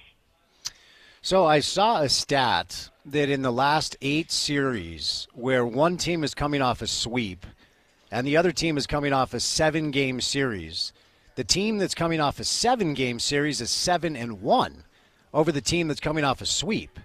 The Canadiens hung 4 in the first period on the Hurricanes last night, and they won 6-2. The Hurricanes, of course, the favorite to come out of the East, but what do you make of what we've seen so far, Game 1 of that series? I think that the Carolina Hurricanes looked like they'd been off the ice, hadn't played a game in 2 months, let alone 11 days. It was 11 days they hadn't played a game, and I think it really showed. They looked completely disorganized. There was some very bad mistakes made by Carolina in that game. The mistakes that you never see them make. For example, Keandre Miller going way over to the other side of the ice, leaving his side of the ice completely open for Demidov to get a breakaway goal. And there were other things, too. I just think that, Montreal comes out of that series that they just played with Buffalo, and it was like almost, okay, here we go, we're ready to go. And I don't know that Carolina knew that Montreal was as fast as they were last night, that they knew that's what they were going to face. Montreal's extremely fast. I think Carolina is a lot more skilled than the Montreal Canadiens, but you can't take them lightly, and obviously they showed them that in Game 1. And again, I'll go to the same thing. They got to win tomorrow night, because if they don't, they head into La Belle Province with 0-2, and they can't do that. So it'll be interesting. I would imagine that Rod Brindamore will make a lot of tweaks to his team, changes in approach, and they might catch Montreal a little bit by surprise with the game they play in Game 2 rather than the game they played in Game 1. Which of the two teams in the East, let's just assume that Colorado does figure this out, which of the two teams in the East gives them a better challenge? I think Carolina, but having said that, I was certainly wrong about that last night when they played. But I've always thought that the final would be Carolina versus Colorado, with Colorado winning it, just because of what I saw in the regular season and then in the first 2 rounds. That stat that I saw that last night on television, the 7-1 stat for the team that has gone 7. We've got 2 teams playing here. One team who's played the minimum amount of playoff games you can play, which is 8 in 2 rounds. One team that's played the maximum number of games you can play in 2 rounds, which is 14. And yet the team that has already played 14 games came out and spanked the team that's only played 8 games, and it was actually ahead of them in the standings. So, and we'll see if that stat holds up. That stat surprised me too, Spence. Before I set you loose, what happened to my New York Rangers this year? And what's the pathway? Yeah, right. What's the pathway forward for them? Now, I'm not a brain surgeon here, but they imploded. They got rid. I don't know why they got rid of Panarin. I guess they say they want to retool, but Panarin went to LA and did a real good job for them. I honestly, Spence, I can't tell you what the heck they're doing because I really don't know. I don't know whether they're going to go sign big-name free agents this summer. Are they going to trade away Trocheck and leave their team with just Zibanejad and a bunch of other guys and try. I really don't know, because you can't half rebuild, half go for it. It doesn't work in the NHL. You've got to be doing one or the other. And there was a lot of head-scratching moves done this year by the New York Rangers, and I'll just have to sit and wait to see what they do this coming year. Neil, where can people go find your podcast, my friend? It's going really good, Spencer. It's very exciting. NHL Wraparound is on all the platforms and on YouTube. And as I told your dad, we had Gary Bettman on for a great interview yesterday. That one will drop on video sometime next week and audio over the weekend. But that was very entertaining. And we've done 100 episodes of the main show and done about 200 more of our other franchises like Hall of Fame, celebrities, all these different things. So it's going great. I'm hoping that people in Salt Lake City and in the state of Utah will give us a chance, subscribe, leave a review, tell us what you like, what you don't like. But it's everywhere. It's NHL Wraparound. Congratulations on the 100th episode. I'm glad it's going well, Neil. It's good to hear your voice. It's been too long. Be safe, and thank you for that radio gold moment asking my father the question that you totally should have asked him. That was brilliant. Well, he has a something he can keep in his cap, and that is a feather in his cap. Is that he's the only man alive. I'm the only man alive that's won the cup. He's the only man alive that's fired the man that won the cup. I should have asked him why I was grounded so much, too, while we had him on air, Neil. I didn't think of that. Thank you, my friend. Be well, okay? Thanks a lot. Hey, get a hold of me anytime you want. I'll be happy to come on with you. Awesome. Really appreciate that. Neil Smith, general manager of the New York Rangers, president and general manager of the Islanders back in the day, was a scout for the Detroit Red Wings. Host the NHL podcast, NHLWraparound.com. If you're looking to become more familiar with a sport that's new to all of us, definitely check it out. Live today at Beer Bar, right in the heart of downtown Salt Lake City, Utah. I've got a bunch of Royals tickets that we're giving away for anybody that comes in and says hello. The Royals are taking on Denver tomorrow, coming up at 4:30 at America First Field in Sandy. They've got specials on their cotton bottom garlic burger, their breakfast sandwiches, pastrami sandwich, turkey sandwich, French dip sandwich, salads, 100 beer options, 30 of them on tap. And if you're not a beer drinker, they've got soda, they've got water, they've got whatever you need here at Beer Bar. Your home of the World Cup, which is getting ready to start, and your home of the NBA playoffs, your home of the NFL, college football, you name it. If you're looking to watch sports with like-minded people, come on down to Beer Bar in the heart of downtown Salt Lake City, Utah. All right, before we catch a break, I want to tell you about a client on the program, my good friends at Game Day Men's Health. We are about to turn our calendars to June in just about a week and a half. So you'll have nearly 6 months of data. The year's almost halfway over. Did you set a New Year's resolution to get in shape or lose weight or get back in shape or just get in better shape? Well, I'd ask you how it's going now that we have about 6 months now. I set the same resolution a couple of years ago. And after about 2-3 months of really eating clean, working hard, exercising, cleaning up some habits, I was just disappointed that I wasn't making more progress. And I had a friend ask me if I'd ever supplemented testosterone before, which I hadn't. So he said, you should go into Game Day Men's Health. And I did. Here's the good news. They're giving you the same deal that they give me. Step number 1 is a free consultation with no obligation. You should definitely do that, okay? Go check it out. It's a little bit of blood work. Then they review your levels with you.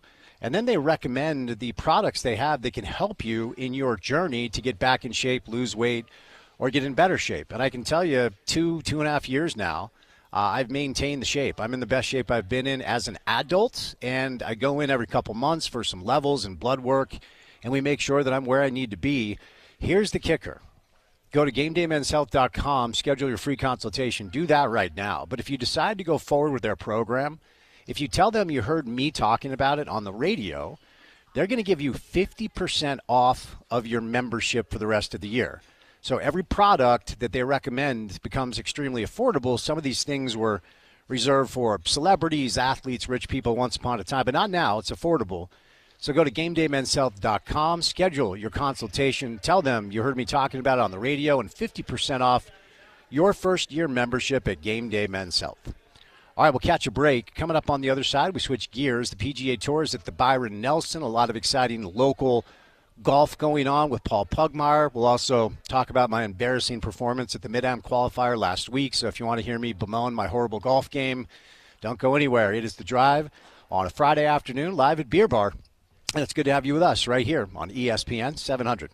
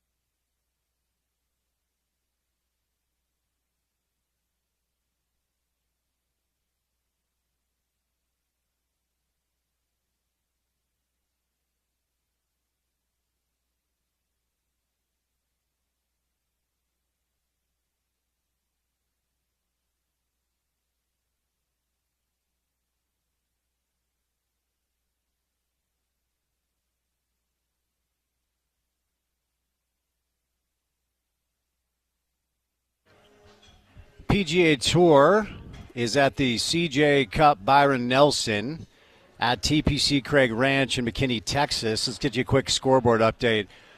Actually, we'll do that at the end of our interview with Paul. Scotty Scheffler just shot up the leaderboard because of course he did. Siwoo Kim is your leader at 18 under, though. My man carded a 60 today. Paul Pugmire, beautiful Friday afternoon. Why aren't you golfing? Why are you talking to me? Well, because I was golfing and I finished up and came in so I could talk to you. I appreciate that. How'd it go today? Where'd you play? We played at Golf Around, where our first tee office is. Went out and walked around a quick 9, and it was a lovely day. Loads of fun. So would you like to start with the embarrassing performance I had last week? Do you want to talk PGA Tour? Where do you want to go to start? Do you need a friend? I'm happy to be there for you. Well, I need a new hobby is what I need. I need something else to do with my time besides this dumb, stupid game that no one should ever play. That's what I need, Paul. Are you quitting golf this week, Spence? I am, and I have 3 tee times in the next 3 days, so I have to decide whether or not. I'll look forward to playing with you soon. Look, tournament golf is a different deal, Paul. You didn't prepare me for this. Okay, that is so true, and the greatest quote on that is attributed to Bobby Jones. He says there's golf and there's tournament golf, and the two have nothing to do with each other, and he is so true, so spot on. Tournament golf is a different animal. It absolutely is. I will just say this. I'm proud of myself for doing it. I'm proud of myself for finishing. But it was rough. I had never played Green Springs before. I was surrounded by sticks, some of the best players I'd ever seen before. I probably should not have been in that field, but I stuck with it and I finished, Paul. That's what matters. And I agree with you completely, and I'm going to challenge you a little bit on part of your assessment. You absolutely should have been there, and the reason is reps. Because tournament golf is so different, it can only be experienced by experiencing it. It can only be known by getting in there and getting your hands dirty. And I'm saying this for the people who are listening on your show as much as for you. You've got to get experience and reps at tournament golf in order to be able to play tournament golf. You cannot approximate, you cannot train for playing with the lights on, except by playing with the lights on. So I think what you did was vitally important. I recognize and understand completely that it sucks, that it's hard, that it hurts, that it's frustrating, but it is nonetheless important to experience as you develop your game. I don't think we need to be posting scores publicly. I think that's bullying and rude. That part's hard. Yeah, that is really annoying. Back when I was doing this young in the game, everything was analog, paper and pencil, and once it was done, and never to be seen again unless you wanted it to be. Boy, howdy, things live forever on the internet now, don't they? Have you ever had to re-tee 4 times on a hole? That I've not done. Which hole was it? Okay, so let's see here. You've played Green Springs, right? Oh, actually, come to think of it, yes, I have played Green Springs. But yeah, okay, actually, I did have a machine gun re-tee in high school. It took me a minute to remember, but it was kind of funny. Anyway, oh, okay, so there's a term for it. Yeah. Mm-hmm. I want to say it's number 4 when it's a long par 4 and you go up the hill, and it's a very tight tee shot. First of all, it's a very tight golf course. Like, you have to keep it in play. Yeah, true. Okay, so and look, I am learning these rules. By the way, real quick, explain to me the rule. When do you have to actually re-tee? Because I had one of the guys I was playing with hit it out of bounds on a hole and actually was able to drop. What are the differences there? Whoa. In this event, they might have been using what's called a local rule to allow for dropping to the side, hitting it down of bounds, which the USGA instituted 4 or 5 years ago for the purpose of speeding up play during the normal course of play. It's highly unusual in a tournament setting, especially one run by the Utah Golf Association, which this Mid-Am qualifier you played in was run by the UGA. So there would have to be some extraordinary circumstance locally for the UGA to invoke the local rule and let a sideways drop happen on a ball out of bounds. Otherwise, I don't know of a reason why you could do that on a ball that's Oscar Brown, that's off the property, that's stroke and distance in a re-tee.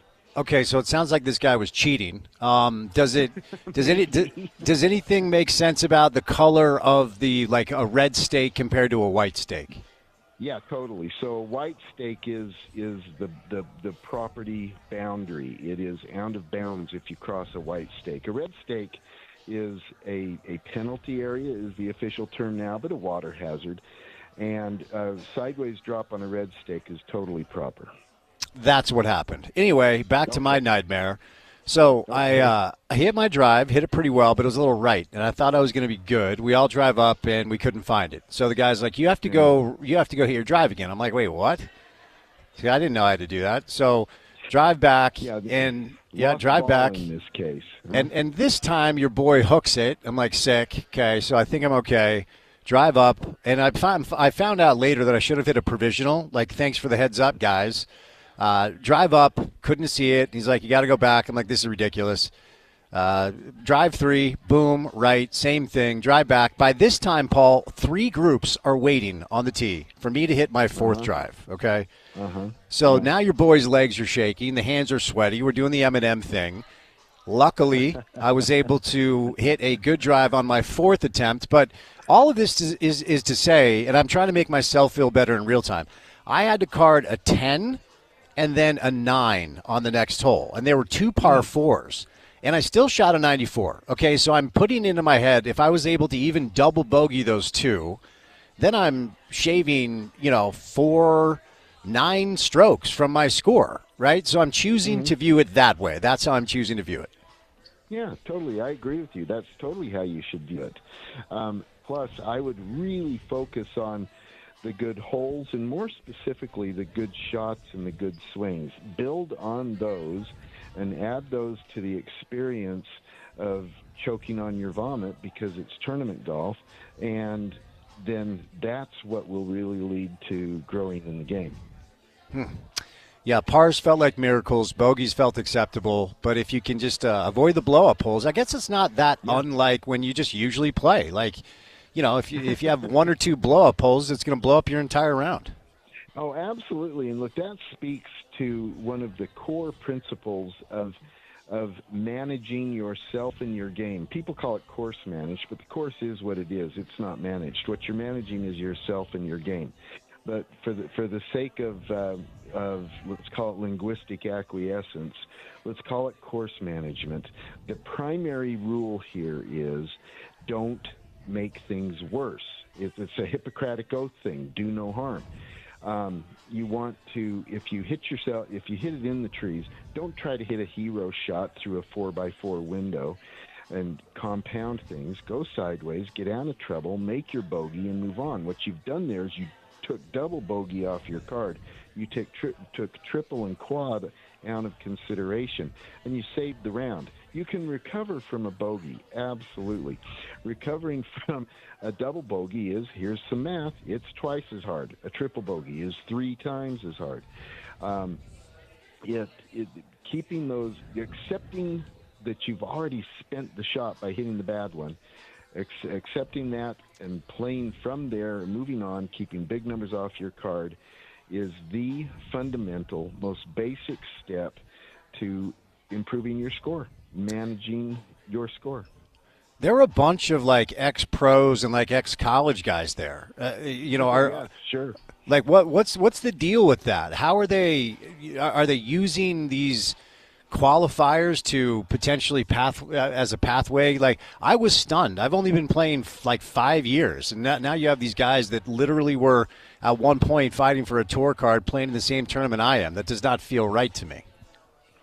So you were playing in what's known as, of course, the Mid-Am qualifier. Mid-Am is by definition age 25 and older the day the tournament starts. And what a mid-am is designed for, the USGA created this, oh mercy, it's probably been 40, 50 years ago. It is designed to be a championship where the college players are not invited. Because college players, of course, they're very, very good, or they wouldn't be on a college team. B, they're basically practicing and playing all day, every day, and while the rest of us are working at jobs, right? And so the Mid-Am was created to eliminate college players. And so what you have is a bunch of guys who used to be college players or who maybe tried to seek a professional career and it didn't work for them. But now they still want to play championship golf. And so, yeah, the Mid-Am is really attractive to them for that. And that's what you'll always see in these Mid-Am events. Am I eligible for a different, easier situation in 2 years when your boy's 50? Oh, heck yeah. So in the when you turn 50, you'll be able to play in senior events. Oh, my gosh. You know, and look, the senior events are just a gas. They are so much fun because at this point, the guys who are playing senior events, they're playing for love of the game. They're playing for the camaraderie. They're playing for the fun of it. And the senior events, I play in them all the time. We have a great time with good friends and fun people.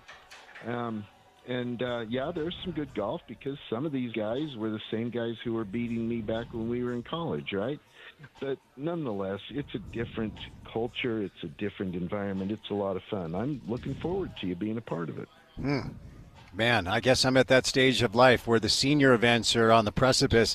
Because the other thing is, the other two guys in my group, one was like 26, the other was like 32, and I'm roping a drive, and they're bombing it past me, you know? Because I'm an old man now, Paul, getting up there in age. I know. I feel your pain. And yeah, it's one of the senior players I play with, a really great guy, really good player named Dana Nilsson. He likes to use the term college long. He says there's long and then there's college long. College long is longer. I thought old man strength would transfer to the golf course, Paul. It very much does not. It will. It'll separate itself out. Look, Padraig Harrington, who is very definitely a senior player, was playing in the PGA Championship here last week. He finished in the top 20, and he has remained very fit, very strong, and plenty long. So it makes a difference. Okay, fine. I'll get off of it. I'll stop sulking. Honestly, last thing, I truly, when I bogeyed 18, but it was fine. Like when I made my last putt, it was a sense of real accomplishment. I really felt like I had accomplished something by entering a tournament I probably shouldn't have been in and actually finishing the round. Yeah, I think that I agree completely, absolutely. And again, to say you shouldn't have been in it, or to speak candidly, are you one who is in contention for this championship? No. But does that mean that this won't have a lot of benefit for you?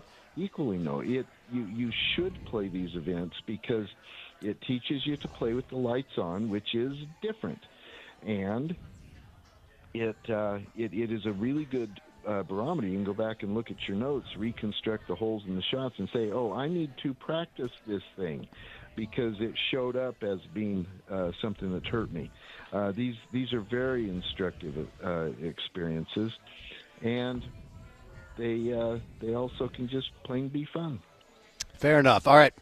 Since I haven't spoken to you since the last championship, major championship, the PGA Championship, it seems like everyone in the golf community was really happy for Aaron. Is it Ray or Rye? Rye. Aaron Rye. It felt like a lot of people believe he has put in the work that put him in a space where he really deserved what he got last week. What are your thoughts?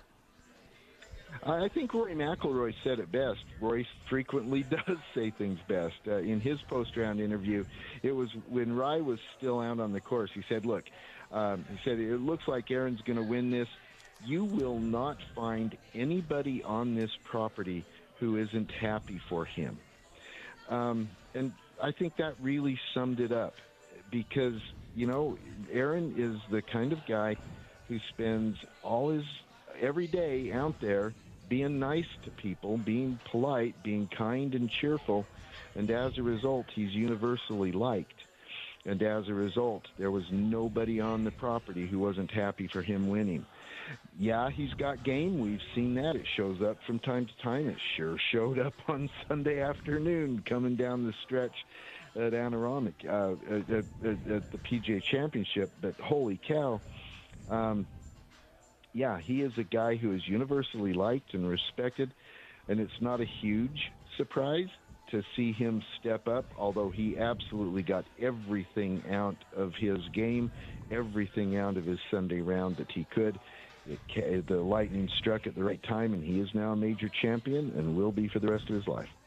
And he, he did withdraw from this tournament this weekend, and some deserved time off for our guy. But tell me about the CJ Cup, Byron Nelson. Tell me about TPC Craig Ranch, in McKinney, Texas. What sort of tournament is this, and what sort of track are they playing?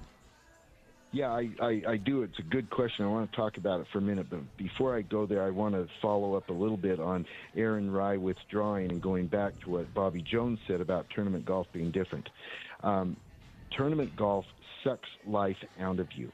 It requires so much emotional, mental strength and energy. And the reality is, after doing what Rai did on Sunday last week at the PGA Championship, he would have been exhausted in ways and to depths that he never knew and has never experienced before. And so it makes sense that he would withdraw. And everybody understands that. And so it just is so taxing to go through what's needed to win these big tournaments. And my hat's off to Aaron, and I just wanted to give him grace for saying, hey, I needed a break. Everybody else understands it too. So let's talk about Craig Ranch. It's a recent vintage TPC course, and even though it's a pretty new course, it's already undergone a major renovation. It requires the wind to be blowing to have any kind of defense against these players, and the scores are showing it, right? Weather's pretty nice down there right now, and people are going low. Say Kim, for heaven's sakes, he went out and shot 64 yesterday. Yeah, that's pretty good, but it turned out to be ho-hum because he laid down a 60. There was a 59 watch on this guy today. And Sun J.M. shot 61 today. So there are low scores at Craig Ranch. When the wind's up, it can be a pretty exacting test, and it really comes down to it being that simple for this Texas course. A couple things I like about what's going on this week. Scotty Scheffler, the defending champ, he's there and he's in the mix. I like that. Jordan Spieth, another Dallas guy, he showed up and he's making some noise. He's slipped a little bit here in the last few holes, but he's going to play his way into the mix as well. He's T6. Spieth shot a 62 today. Another one of these really low rounds. I think it's fun to see this kind of thing. I wouldn't want to see it every week. I would rather the wind be up and that it be testing them more firmly. But it's fun to see this going on right now. How about Tony? Tony's flirting with maybe a 62 or a 63. He's tied for top 10 right now. Yeah, he is. So he's 7 under on today's round with one hole left to play. Tony's doing what he needs to do. We've talked about this. He needs high finishes to get points. So he is projected, if he were to finish the tournament T10, he would move up to 76 on the FedEx Cup points list. 70 is the magic number. And so he is inching closer to that week after week. That's exactly where he needs to be and exactly what he needs to be doing. What is coming up on the radio program tomorrow, Paul? We will be at Valley View for the Valley View Am, another one of these local amateur tournaments. Valley View can be a very stern test, especially when it's firm, and doubly especially if the wind is up. I'm looking forward to seeing what the course conditions are there tomorrow. And then also we'll be following up on the big school girls state high school championships. And then the big news of the week, Brigham Young University played their way to the national championship. They were in the top 5 at the regional that they were assigned to, and that's the ticket to move on to the national finals next week at La Costa in Carlsbad, California. We will be there for the national championship, but BYU making it to nationals, which is really cool and really big news all the time, especially this year because BYU head coach Bruce Brockbank has announced his retirement, so he will get to finish his career at the national championship, which is the way it should be. Pretty big stuff. We will have Coach Brockbank on the show tomorrow. Love it. Well, I will never play golf again. It's never going to happen up until tomorrow at 11:30, Sunday at 10:25, exactly. And then Monday morning at 10:50. So I'll give you a full report next week, Paul. Thanks for the time, sir. All right. Thank you so much, Vince. All right. Paul Pugmire, Utah Golf Radio. Check out that program. He and Jan host it every Saturday morning. Want to let you know that you can celebrate Memorial Day weekend at You Into Golf by Worldwide Golf. Don't miss incredible deals in every department, like a 50% bonus trade-in on all new 2026 inline golf clubs and all clearance apparel on sale as well. Get you a quick leaderboard update as the PGA Tour is at the that was last week. The PGA Tour this week is at the CJ Cup Byron Nelson, where Siwoo Kim carded a 60 today and is 5 clear of his countryman Sungjae Im.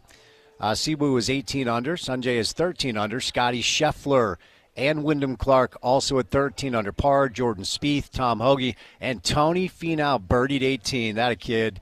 So he cards a 63. He's at 12 under par as well. So a good leaderboard heading into the weekend at a fun tournament, the CJ Cup Byron Nelson at TPC Craig Ranch in McKinney, Texas. We're live today at Beer Bar.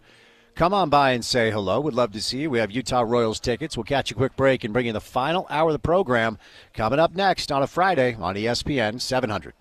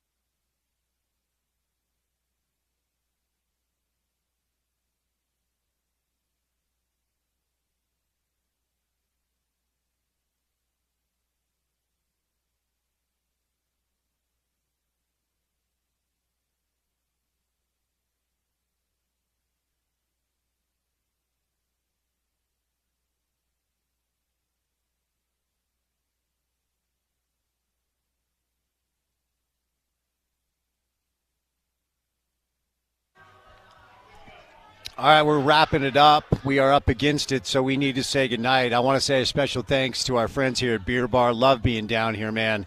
It is your home for the World Cup, which starts in a matter of days now. We'll find out the U.S. men's national team roster coming up in just a little bit. Of course, we've got Game 3, Spurs OKC tonight, and a busy sports weekend ahead. So hopefully you guys have something fun planned. The weather's supposed to be great. Want to say a happy Friday, happy weekend to you. Thank you for making this program a part of your day today and every day. Porter, we are off on Monday. Are you going to be so bold as to tell us what comes our way on a Tuesday show? Tuesday edition of The Drive. Our friend Amy Donaldson is going to stop by in studio. Gordon Monson is going to stop by in studio. Dave Fox will be there in studio. So we're inviting a bunch of old friends into the station for a Tuesday edition of The Drive. Love that. That'll be great. So have a great long weekend, everybody. Hopefully you have something fun planned. Special thank you today to Howard Beck, Dave Checketts, Neil Smith, and Paul Pugmire. For the sound you may have missed from the show, go to the website. It's ESPN700sports.com. Download the mobile app and take us on the go. Then check out our podcast page. It's called The Drive with Spence Checketts. It's available wherever you get your shows. For Tara, my on-site tech, doing a great job. Porter, the producer of this program, my name is Spence Checketts. Saying good night. Have a great long weekend. Be good to yourself. Be good to each other. We'll talk to you on a Tuesday Drive. And as always, you can catch it right here on ESPN 700.